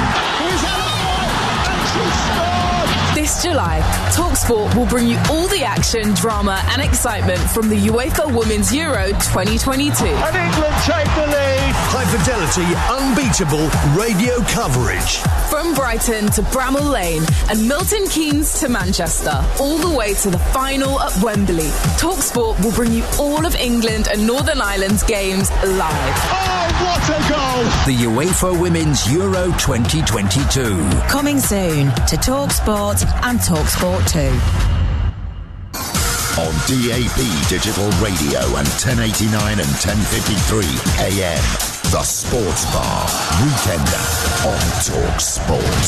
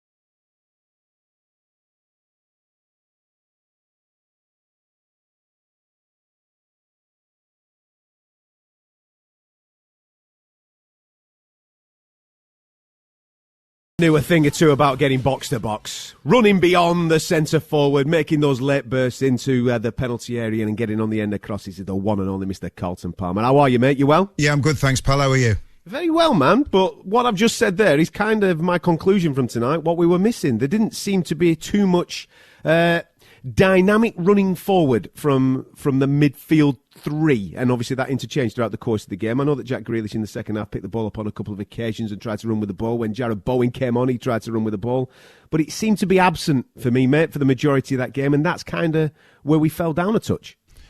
Yeah, it's difficult, isn't it? I mean, Gareth plays a certain way that served him well thus far, and it's not very attack minded, and I suppose, you know, he's become a victim of his own success, really. The fact that he's taken us to the World Cup semi-finals, he's taken us to the Euros final within penalties of winning it, and unfortunately, when you've got success, that's what you're judged on. And at the moment, I think the criticism is unfair that's been levelled at him. I mean, if he retired now, he's the second most successful English manager. And we're at the end of the season. Nor the manager nor the players want to be playing these games. If I was playing these games and I was the manager, I wouldn't be playing anybody who played during the season. I'd be letting them have in a break. None of them want it. You've heard Kevin De Bruyne. Nobody wants it now, and the players can't do it. And I have this argument with people time and time again. This has got nothing to do with money. When you come to the end of the season, you're knackered. I don't care if you're earning 100 grand a week or 150 grand a week. If you've played the games, you're tired. And in World Cup year, you know, you're looking at these players who've played a lot of football. You know, they're going to be playing till the end of June. They're then going to have a 3 or 4 week turnaround, and then the Premier League starts 2 games a season till 21st of November. Then a week to get ready for the World Cup starts at 21st of November, so the week before that.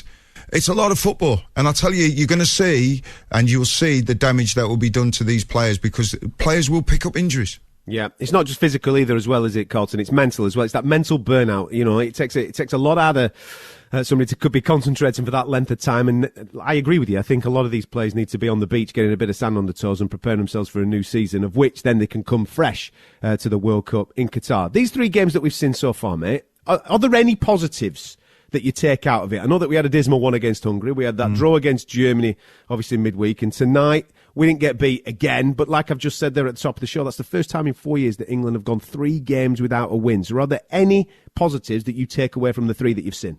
Yeah, there's been some individual good performances, but I'll be honest with you, I'm not looking at these for any kind of factors as regards players or performances, because they'll have no bearing on the World Cup. I'm just seeing that players are tired. Trent Alexander, you know, like you said, that it's the mental side of it as well. You've been challenging for 4 trophies. The players are tired. They don't really need it. They don't really want it. Like I said, I would have played all the players who are fringe, who might be able to stake a claim to go on, to go to the World Cup. And I think it's unfair, the criticism that's been levelled at Gareth. I mean, I at the end of the day, when you're a manager, and Gareth knows this, listen, at the end of the day, when you're a manager, you understand that if you win and you do it like, say, the Euros, if they'd gone on to win the Euros, there'd been nothing said. The fact that, you know, he didn't go on to win it, then obviously the criticism opens up about the penalty takers and the fact that we had players on the bench to change the game.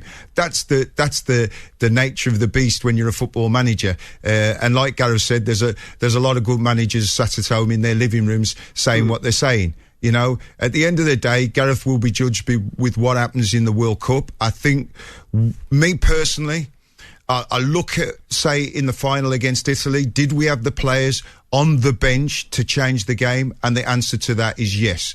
You know, I don't disagree with him about Jack Grealish, but Jack Grealish is a talented football player, and if he's the type of player that is going to frighten the opposition and cause the opposition problems with his dribbling with the ball, then play him and cover up the space that he's going to leave behind him, and let them worry about the fact of Jack, not us worrying about the fact that we're not going to play him because we're worried about what he can't do, instead of, you know, looking and being positive about what he can do. But like I said, it is always difficult when you're the manager and you've got the abundance of talent that he's got. He's just got to get it right. We're taking your calls this evening. 03717 22 3344. I'm Adam Catterall. Carlton Palmer alongside me. We're going to hear from the England manager very, very shortly, and then we'll get to you. So get your calls in, and we'll get you on Talk Sport. It's a sizzling summer of international football. The Nations League. On Talk Sport and Talk Sport 2. Oh, there's the header and it's in! Featuring full fan atmosphere and thrilling commentary of selected home nation games. And he's gone straight in! Hear Wales, Scotland and England all in action across June. What a fabulous result. Come and have a go. Curled into the top left-hand corner. The Nations League. On Talk Sport and Talk Sport 2. Previously on White and Jordan. Do look at the monitor, don't look at the monitor. Stop, go out, stay in, get locked down, don't do this. And no wonder the referees don't know whether they're coming or going. White Hot Sports News. Incomparable comments. The problem is now, Simon, I think you've been out of the business for a little while and you've just gone a little bit rusty. That's rubbish, Keir, and well you know it. Let Keir finish his point. A daily landscape of fire, football and feuds. Jim White. It's all happening here. And Simon Jordan. I've got a problem with bad agents. Continues weekday mornings from 10 on Talk Sport. Talk Sport and Talk Sport 2. When I met you in the summer. It's a sizzling summer of live sport featuring the Nations League. Oh, there's the header and it's in! Plus every transfer and all the big stories. Hold the back page. This summer On Talk Sport and Talk Sport 2. Oh yes. Where the season never ends. You're listening to the Sports Bar Weekender on TalkSport. I'm Adam Catterall, Carlton Palmer. Alongside me, we're going to hear from the England manager very, very shortly on England's goalless draw with Italy. We're taking your calls on 03717 22 3344 before we hear from the England manager. Let's get to those calls, shall we? Because David's waiting for us. He's got his something to say on the game tonight. David, welcome to the show. How are you, mate? How are we doing? Very well, thank you. I've been watching the game this evening. I'm a big United fan, but I'm also a fan of your show as well. It's a funny point, really. It's probably something that most England fans are thinking at the moment. Are we jumping the gun a bit here in questioning Gareth Southgate with his tactics? Maybe there's a lot of stuff going on. Selection. Are we jumping the gun? I mean, I'm hearing a few things in the media about Gareth and the way that he's doing things. Are we being too presumptuous? Does this tournament mean anything? I'm asking questions here. I like to talk about it. I think it's great. As I said, I'm a United fan, so I've got my own problems at the moment. But yeah, it's one of those. I totally agree with you. I think it's this nation's UEFA Nations Cup, and this is a backlog of fixtures that are being played right now as well. Neither the manager nor the players want this right now, so I'm not taking anything from that. We'll have to judge Gareth Southgate once the World Cup comes along, and thus far he's gone to the semi-final and penalties away from winning it, and I know that he plays a certain way, but people have to remember, I think people have got short memories. When Gareth Southgate took over, the country was in a bad place. And he galvanised the country with the football that he was playing and the players that were playing for them with England. People have short memories. Country was in a right mess, and the way that England performed and the way that Gareth, with his waistcoat and all of that, the country got the old country behind them. Now all of a sudden, because he's, they've had a few indifferent results in this UEFA National League, everybody's jumping on his case. I think everybody needs to, just pipe down a little bit and let's wait and see what happens in the World Cup. And I think, Colin, the key thing is, you kind of touched upon it right at the start of the show there, isn't there? Within that final, there were moments in there where that in-game management just wasn't there from Gareth Southgate, and that's where the critique is. I think I was saying this on a show last night. In fact, I'll pick this point up in a minute because Faye Carruthers is actually with the England manager right now, so let's get straight to them, shall we? Faye, over to you. Thank you very much, Adam. Gareth, your overall thoughts on that performance? I thought we started well. I thought the first half was very open. Both teams created decent chances, and then in the second half I think we were the dominant team. We had the one really clear chance that Raheem wasn't able to finish, so a lot of the ball without really being able to create enough clear-cut chances that you'd like for the amount of possession we had. But much better today in getting into those advanced areas. We used the ball better through midfield, I felt. In the moments where you're putting the opponent under pressure and pinning them in their half, to not have a crowd makes a massive difference, because they don't have the anxiety that can bring, and your players don't get the lift that the positive bits of play, the reaction of the crowd and the response of the crowd brings another gear from the players. So, very tough. The effort the players have given across the 3 games has been phenomenal, really, and 2 tough away games, and then you come home, and home isn't actually an advantage today. So we're very much looking forward to this place being full on Tuesday night. Yeah, it's going to be some atmosphere on Tuesday, that's for sure. But in all 3 discussions that we've had post these matches, you've discussed the lack of clear-cut chances and talked about half chances and just not quite enough creativity. How much of a concern is it that we've not scored in open play in these 3 games? Well, it is. I've said all along that we've been overly reliant on Harry and Raheem for our goals, and that hasn't, my view of that hasn't changed. These top tier games, you don't get loads of chances, so this is like the European Championship, World Cup, where you're playing against top level opposition. They're well organised, they have good players, and you've got to really work to create those chances, and when you get them, you've got to take them. So I suppose it's good practice in a way, because that's exactly what England are going to face in the World Cup. Well, that's absolutely the purpose of the competition. It's high level opposition, for our players important. The other night we were away in Germany, very tough away game. A lot of experienced players. I thought we did a good job. I know for some reason others don't necessarily agree, but would agree to differ on that. Today we're looking at 5 or 6 newer players perhaps, and that was really valuable experience for them and for us to see them. Of course there's a little missing piece of evidence because you don't know how they'll be in front of a crowd, but I thought the performances of Aaron Ramsdale, Fikayo, James Ward-Prowse, Tammy, I was very happy with them. Yeah, a lot of people had been calling to see Tammy. How did you rate his performance overall?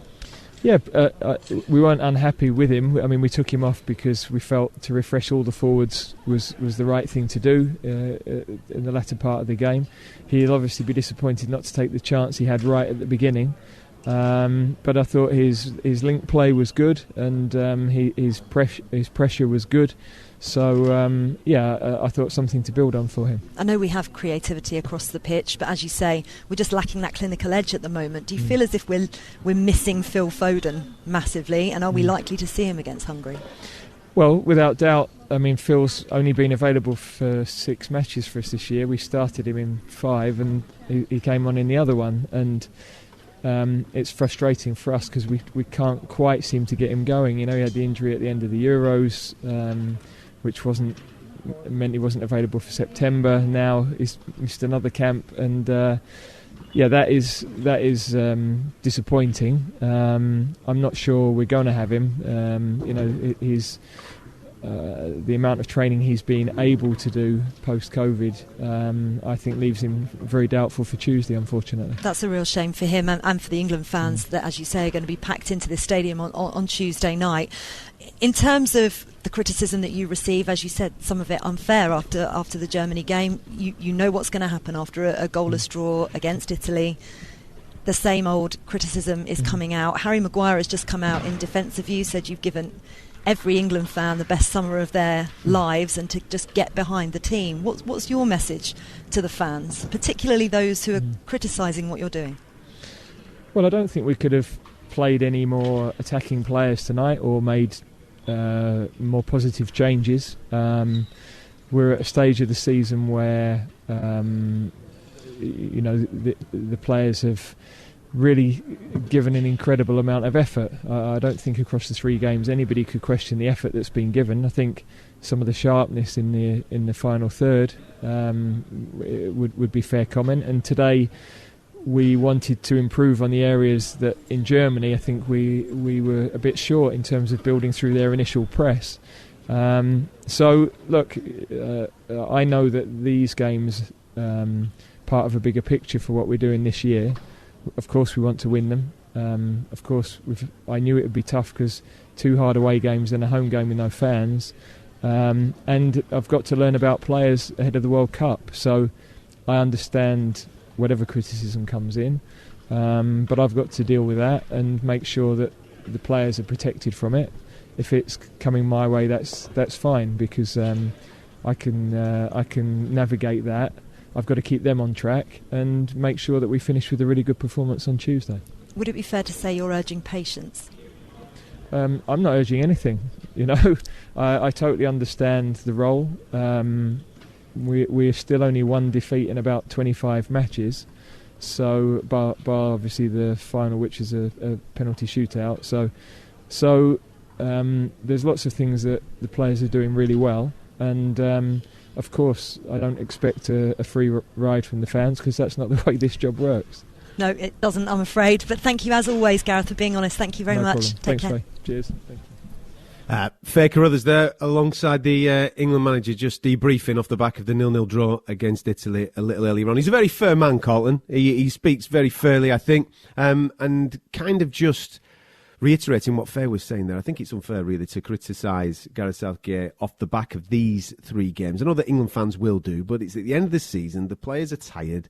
Nobody's really that bothered about him, let's be straight. We need to really judge him as to what happens in Qatar at the end of the year. Of course, as fans, we want to see better football. We believe that we can get better football because of the standard of player that we've got within the squad. We could play more free-flowing stuff. We could play more attacking stuff. But at the end of the day, if we win the World Cup with a series of 1-0s, penalty shootouts and stuff going in off people's backsides, I don't think too many people would be too bothered, would they?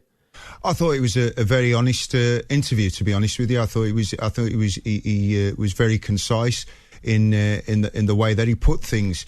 I actually, when he was talking, wrote down that, I know the fans want to see more goals, but in international football and top international football, you don't see 3 and 4 goals in games. You just don't. They're decided by the odd goal. So it's interesting that he said that. And if you look at the game there against Italy, Raheem, who's been England's go-to man, had a chance which should have been a goal. You get the 1-0 and you win the game. So listen, like I've said, I think Gareth should be judged when we get round to the World Cup, not in these games. Like he said, he's got to look at other players. Results are important, but again, he makes the point that they've only lost 1 in 25, whilst looking at players, whilst changing players around, and whilst players are tired.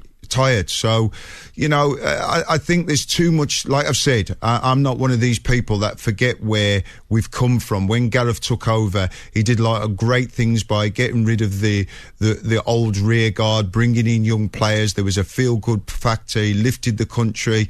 I don't think things haven't changed that much since then for fans to be turning against him the way that they seemingly are doing now.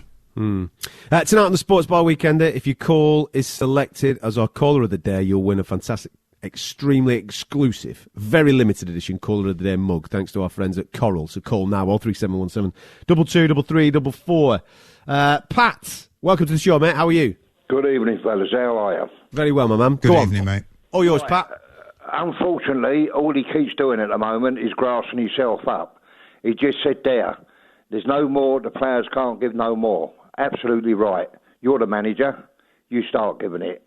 Colton, at the beginning of the programme, you said we could have beat the Italians in that final, but for man management. Again, forget the waistcoat, forget all that.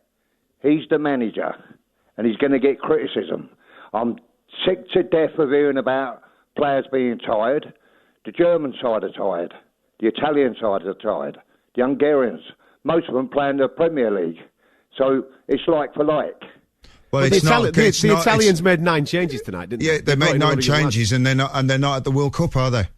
Well, listen, that's what he's doing, Mancini's managing. No, well, at the end of the day, right, I understand what you're saying, and listen, If you're asking me, honestly, and on heart, was I sitting at home when England were playing Italy in the European final and calling him to make changes? Yes, I was. I thought we had the players on the bench to do so. But he went within penalties of winning the European Championships. And that's what he's got to take. If he's going to play the way that he's playing and he's doing what he's doing, at the end of the day, he's got to be judged at the end of the tournament. And he's been to one World Cup semi-final. He's been to one European Champions final and lost on penalties.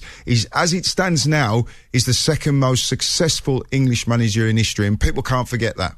No, I'm not forgetting that. But don't forget, Colton Cole said last night he's got the backroom staff there. Now, when I listen to that, correct, he has, but is he listening to them? Are they coming and saying to him, well, do you think it'd be better if we done this? And he's got his philosophy. Perhaps he's not. I don't know. You guys won't know. But is he listening to the backroom staff? Well, I would assume so. I would think I think any manager has his assistants, and they've been together a very long time. Trusted assistants that he will listen to him. But listen, every manager has a method and the way that they want to play. That's a fact, and it's up to the coaches to implement what he wants to play and the way that he wants to play. Yes, listen. It's difficult because I know, and let me get this right, sir, without being disrespectful, don't say anything about tired. When you get to the end of the season, mentally and physically, it doesn't matter whether you're earning 100, 200, 300,000 pound a week or £5 a week. Physically, Liverpool players and Man City players are tired. They don't just come out and say that. Gareth Bale's come out and said it. De Bruyne has come out and said it, and I've been there. So I know that, they need a break. This tournament, at the end of the season, going into a World Cup year, is an unnecessary evil. Top man Pat, thanks for getting in contact. We've got Nick. Nick, welcome to the show. How are you? Yeah, evening, Adam. How are you, Carlton? Evening. Good evening, sir. Go on, mate. What do you want to say, Nick? Well, I was going to say, I think the only critique that needs to be levelled anywhere is at the muppet in UEFA who scheduled these matches to be played now. That's the only criticism I've got. Like you said, the end of a long season, the players have got mental burnout as well. So the motivation and the drive to really push forward is well down. And they need a different space to go and put their head into on a beach somewhere. Just somewhere to go have a holiday and then come back nice and recharged and refreshed. Nick, although I agree with probably 80% of what you've just said there, this is obviously a backlog of fixtures, isn't it? They've got to be played at some point. You've got to remember that we've got a World Cup in the middle of the season. So therefore that allotment of time is gone. So therefore these games have to be played at some point. Would you not, if you were the England manager, would you have not, like Colton said at the start of the show, would you have not gone with all the fringe players? The lads that have been doing it week in, week out, they're kind of shoo-ins for the World Cup. They're not here to prove anything. So let them go on holiday and bring in some young lads and let's see what happens. Yep, that could have been done too. That's a good possibility. Why not? They've got a squad there, and it's not just 11 players they've got a squad. So yeah, use some of those that are on the outer edge. But I mean, would it not have even been possible to swap around, say, where the players are going to get next month to have a break, have the break now and play the games that they've just done, swap them around, do that next month after they've had a break? No, that wouldn't work. That wouldn't work because they're well into pre-season. It's a very difficult one. Like Adam said, it's a backlog of fixtures. It's come at the wrong time in World Cup year, and so it's difficult for Gareth because the players are physically drained and mentally drained, and you can see that in some of their performances. The sharpness is not quite there.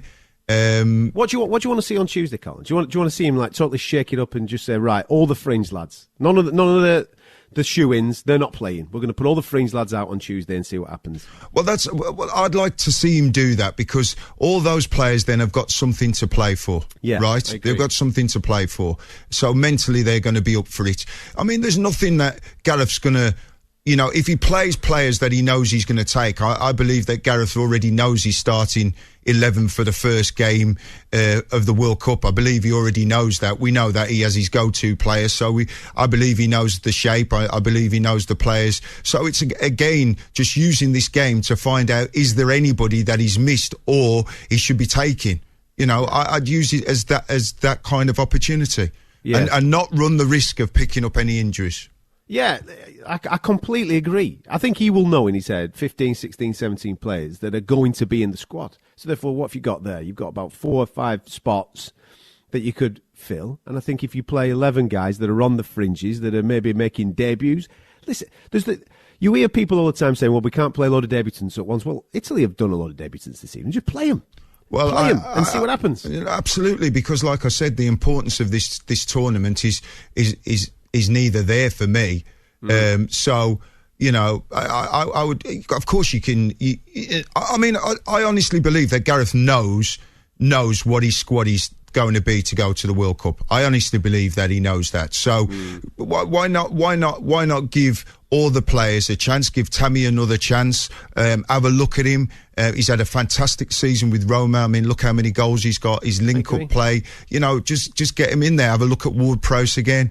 And Jared Bowen. Play him. And play him, and then, you know, you'll know for certain you've made the right decision. 03717 22 33 44. We'll continue to take your calls. You listen to the Sports Bar Weekender on TalkSport. It's a sizzling summer of international football. The Nations League. On TalkSport and TalkSport 2. Oh, there's the header and it's in! Featuring full fan atmosphere and thrilling commentary of selected home nation games. And he's gone straight in! Hear Wales, Scotland and England all in action across June. What a fabulous result. Come and have a goal. Curled into the top left-hand corner. The Nations League. On TalkSport and TalkSport 2. The Sports Bar Weekender on TalkSport with Coral. With Beaten by a Length from Coral, you'll get a free bet up to £10 if your horse finishes within a length of the winner every day of the season. Selected bets and races, terms apply. 18+, begambleaware.org. Right now, B&Q Club members get 10% off until Monday. Just shop in-store, online or on the B&Q app with your club card. Sign up in-store or at diy.com/club to save today. You can do it. Excludes products sold and shipped by verified sellers on diy.com with gift cards, installation and delivery. For club T's and C's, see diy.com. Today's tale begins the night the internet went down at the Smith family. Son? The dad watched on powerless as his son aged before his eyes. The game has been loading forever. Save yourself from broadband nightmares. Get BT's unbreakable hybrid broadband backed up by EE, the UK's best network. Search BT Hybrid Broadband. 88% UK availability. 4G connection takes up to 175 seconds. Best for mobile network performance. Verify at ee.co.uk/claims. Good evening, night workers. This is the last train home, calling it a job well done and ready for bed via 6 McNuggets or a warm apple pie. Our final destination, as always, is home. Plenty of McDonald's restaurants are open late tonight. See mcdonalds.com for opening times. The Sports Bar Weekender on TalkSport with Coral. With Beaten by a Length from Coral, you'll get a free bet up to £10 if your horse finishes within a length of the winner every day of the season. Selected bets and races, terms apply. 18+, begambleaware.org.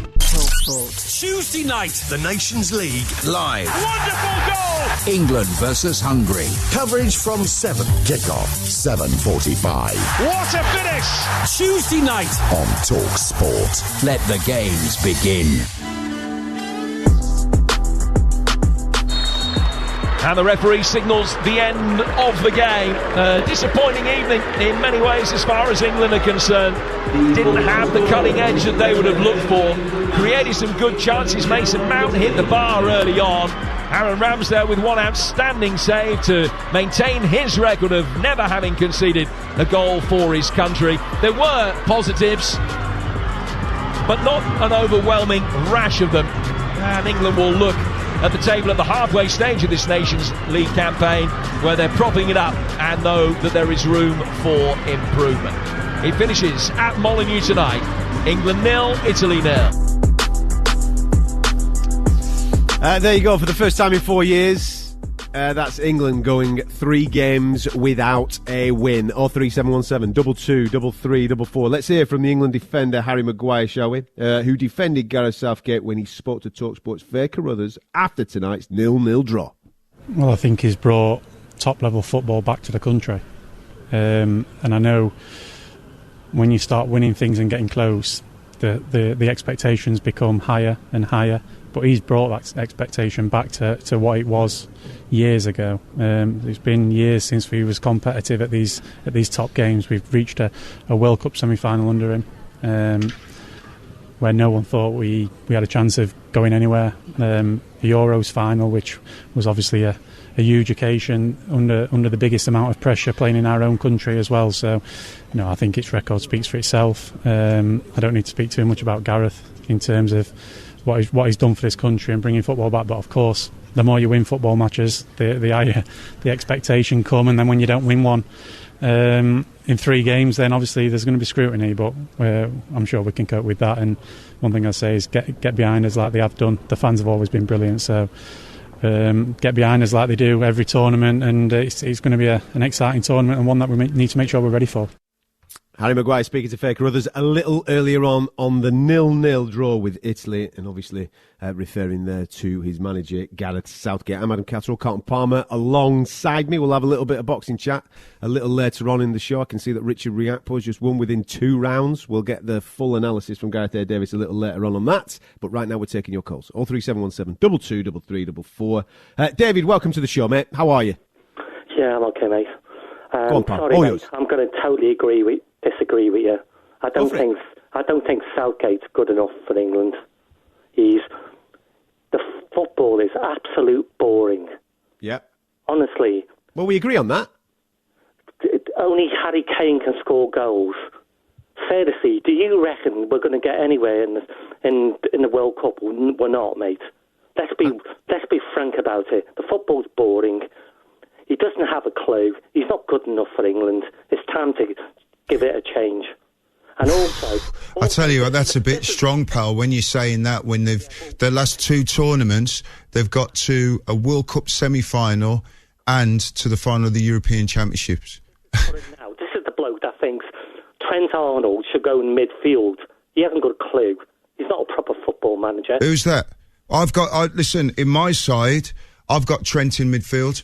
In my side, if I told you my side would be Pickford, Walker, Maguire, Stones, Chilwell, Trent Alexander on the right-hand side, Rice, Holding, Kelvin Phillips, Kane dropping in the hole, Sterling and Foden wide. And the reason why I would do that is Trent Alexander can drop in when Walker goes forward, and he can also play those diagonal balls and whatever. So that's, listen, you say that, he plays right back, pushed in midfield for Liverpool. Stupid idiot he is.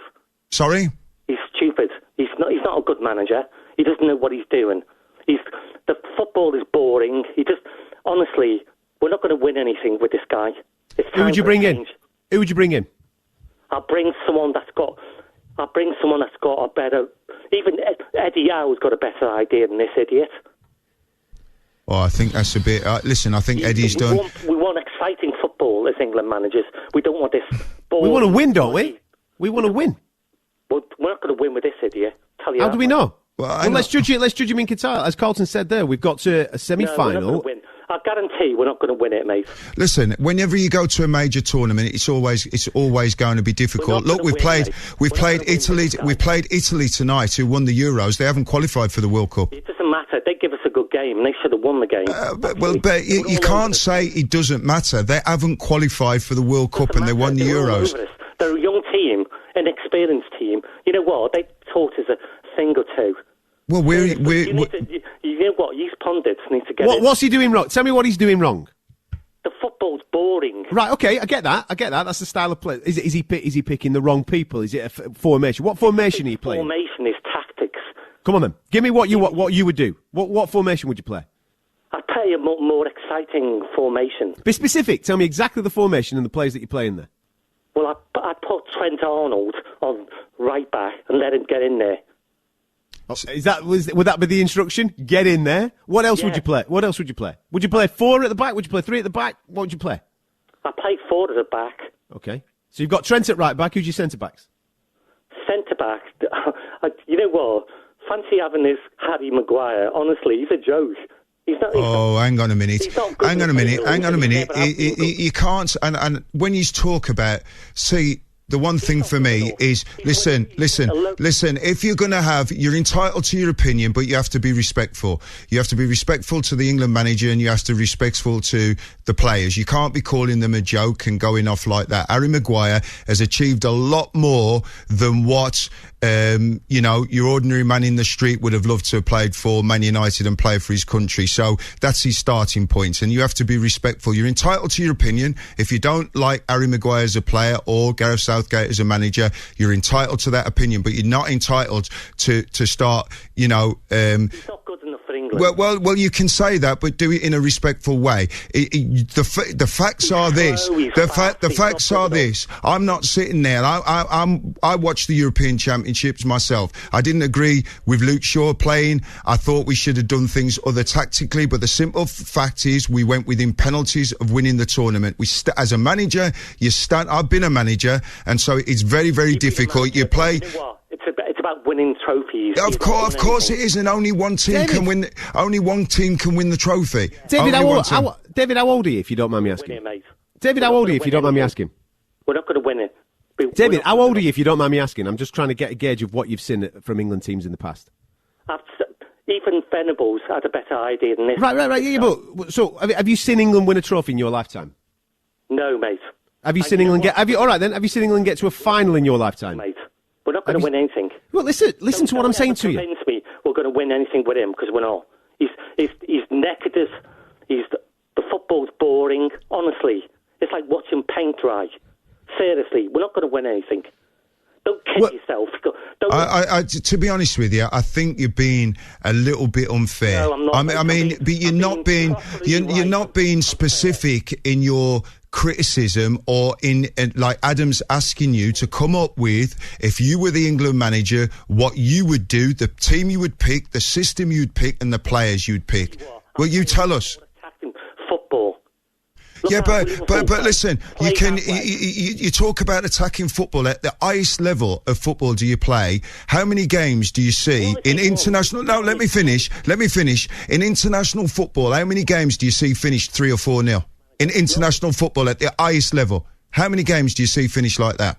Very rarely do you see that. It's always by the odd goal or 1-0 or 2-0. You never see 4 or 5 nils. Even tonight, England have created chances. They've hit the woodwork. Sterling had a chance which should have been a goal. If England win that 1-0 tonight, it's a good result, and they keep a clean sheet. Stupid or something. Sorry? Seriously, mate. Are you telling me you just want to win 1-0? Listen, you want to win. Whether it's 1-0 or 5-0, you want to win. Boring 1-0. Mate, I'd take that all day long. All day long. No, I wouldn't, mate. Why? Because I believe in playing proper football. So you're all right then. Wait a minute, right? So you're telling me let's say we get to the World Cup final. You're telling me that's not going to happen, but let's say we do. We get to the World Cup final. It's a dull game. It's a horrific game, but we win the game 1-0. You're not having that. Is that what you're saying? What? We're not going to get to the World Cup final. Yeah, but what if we do? You two are kidding yourselves. I'll tell you what, we're not. I'll tell you what, I wouldn't want you around me. I'll tell you something now. You know what it is, right, in life? You have to be positive, right? And we've got a lot of very, very talented players. And the problem that we've got is when something goes, like for Gareth now, he's become a victim of his own success. Do I think he could have done certain things better? Of course he could have done.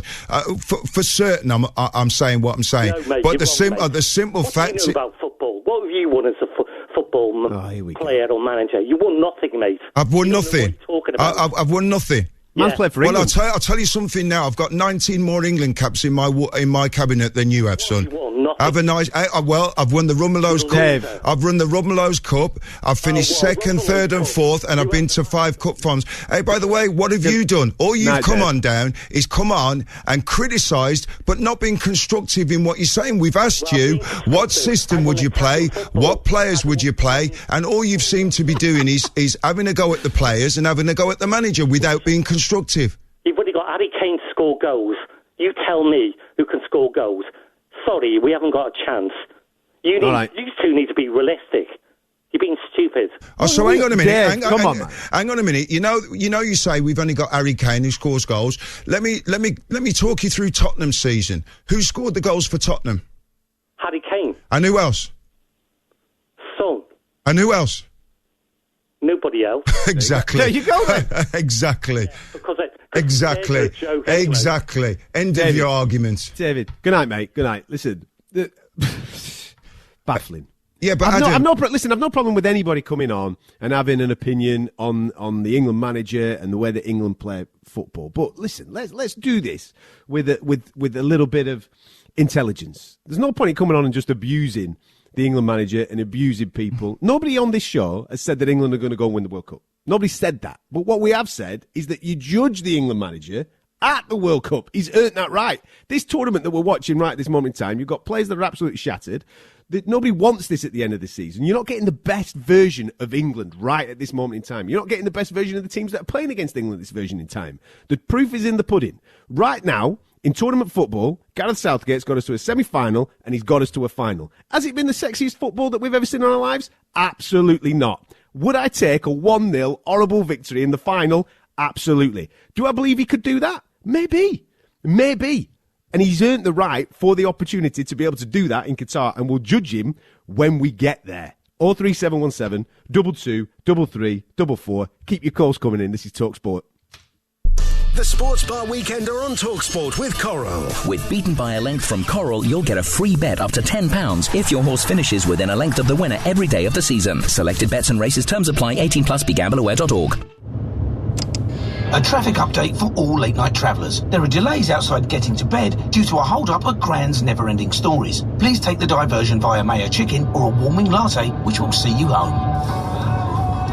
Plenty of McDonald's restaurants are open late tonight. See mcdonalds.com for opening times. Booking a hotel is never easy. Am I getting the best price? Will it look anything like the pictures? Well, with Premier Inn, you don't have to worry about any of that. Because with us, you know exactly what you're getting. A great night's sleep, over 800 easy-to-find locations, a choice of great value, flexible rates, and as much brekkie as you can handle. So enjoy a weekend break without breaking the bank. Premier Inn. Rest easy. Only available to book at premierinn.com. I spend too much time in Fantasyland. That is not you. Marvel Studios presents Ms. Marvel. I always thought I wanted this kind of life, but I never imagined any of this. An original series now streaming exclusively on Disney+. Did something happen to you? No, why? Did you hear something? The future is in her hands.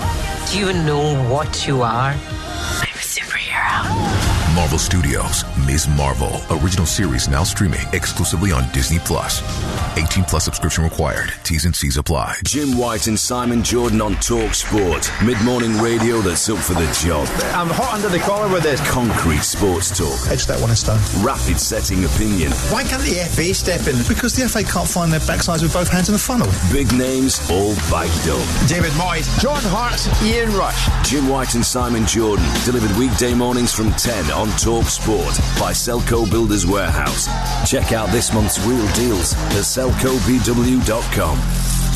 This July, TalkSport will bring you all the action, drama and excitement from the UEFA Women's Euro 2022. Oh, what a goal! The UEFA Women's Euro 2022. Coming soon to TalkSport and TalkSport 2. Well, without doubt, I mean, Phil's only been available for 6 matches for us this year. We started him in 5 and he came on in the other one. And it's frustrating for us because we can't quite seem to get him going. You know, he had the injury at the end of the Euros, which meant he wasn't available for September. Now he's missed another camp, and that is disappointing. I'm not sure we're going to have him. His the amount of training he's been able to do post-COVID, I think leaves him very doubtful for Tuesday, unfortunately. You're listening to the Sports Bar Weekender. I'm Adam Catterall, taking your calls after the goalless draw between England and Italy. Alongside me, former England international just to remind you, Carlton Palmer. I think he knows a thing or two about playing for his country. This is the Sports Bar Weekend on TalkSport with Beaten by a Length from Coral. Get a free bet of up to £10 if your horse finishes within a length of the winner every day of the season. Selected bets and races. Turn to play.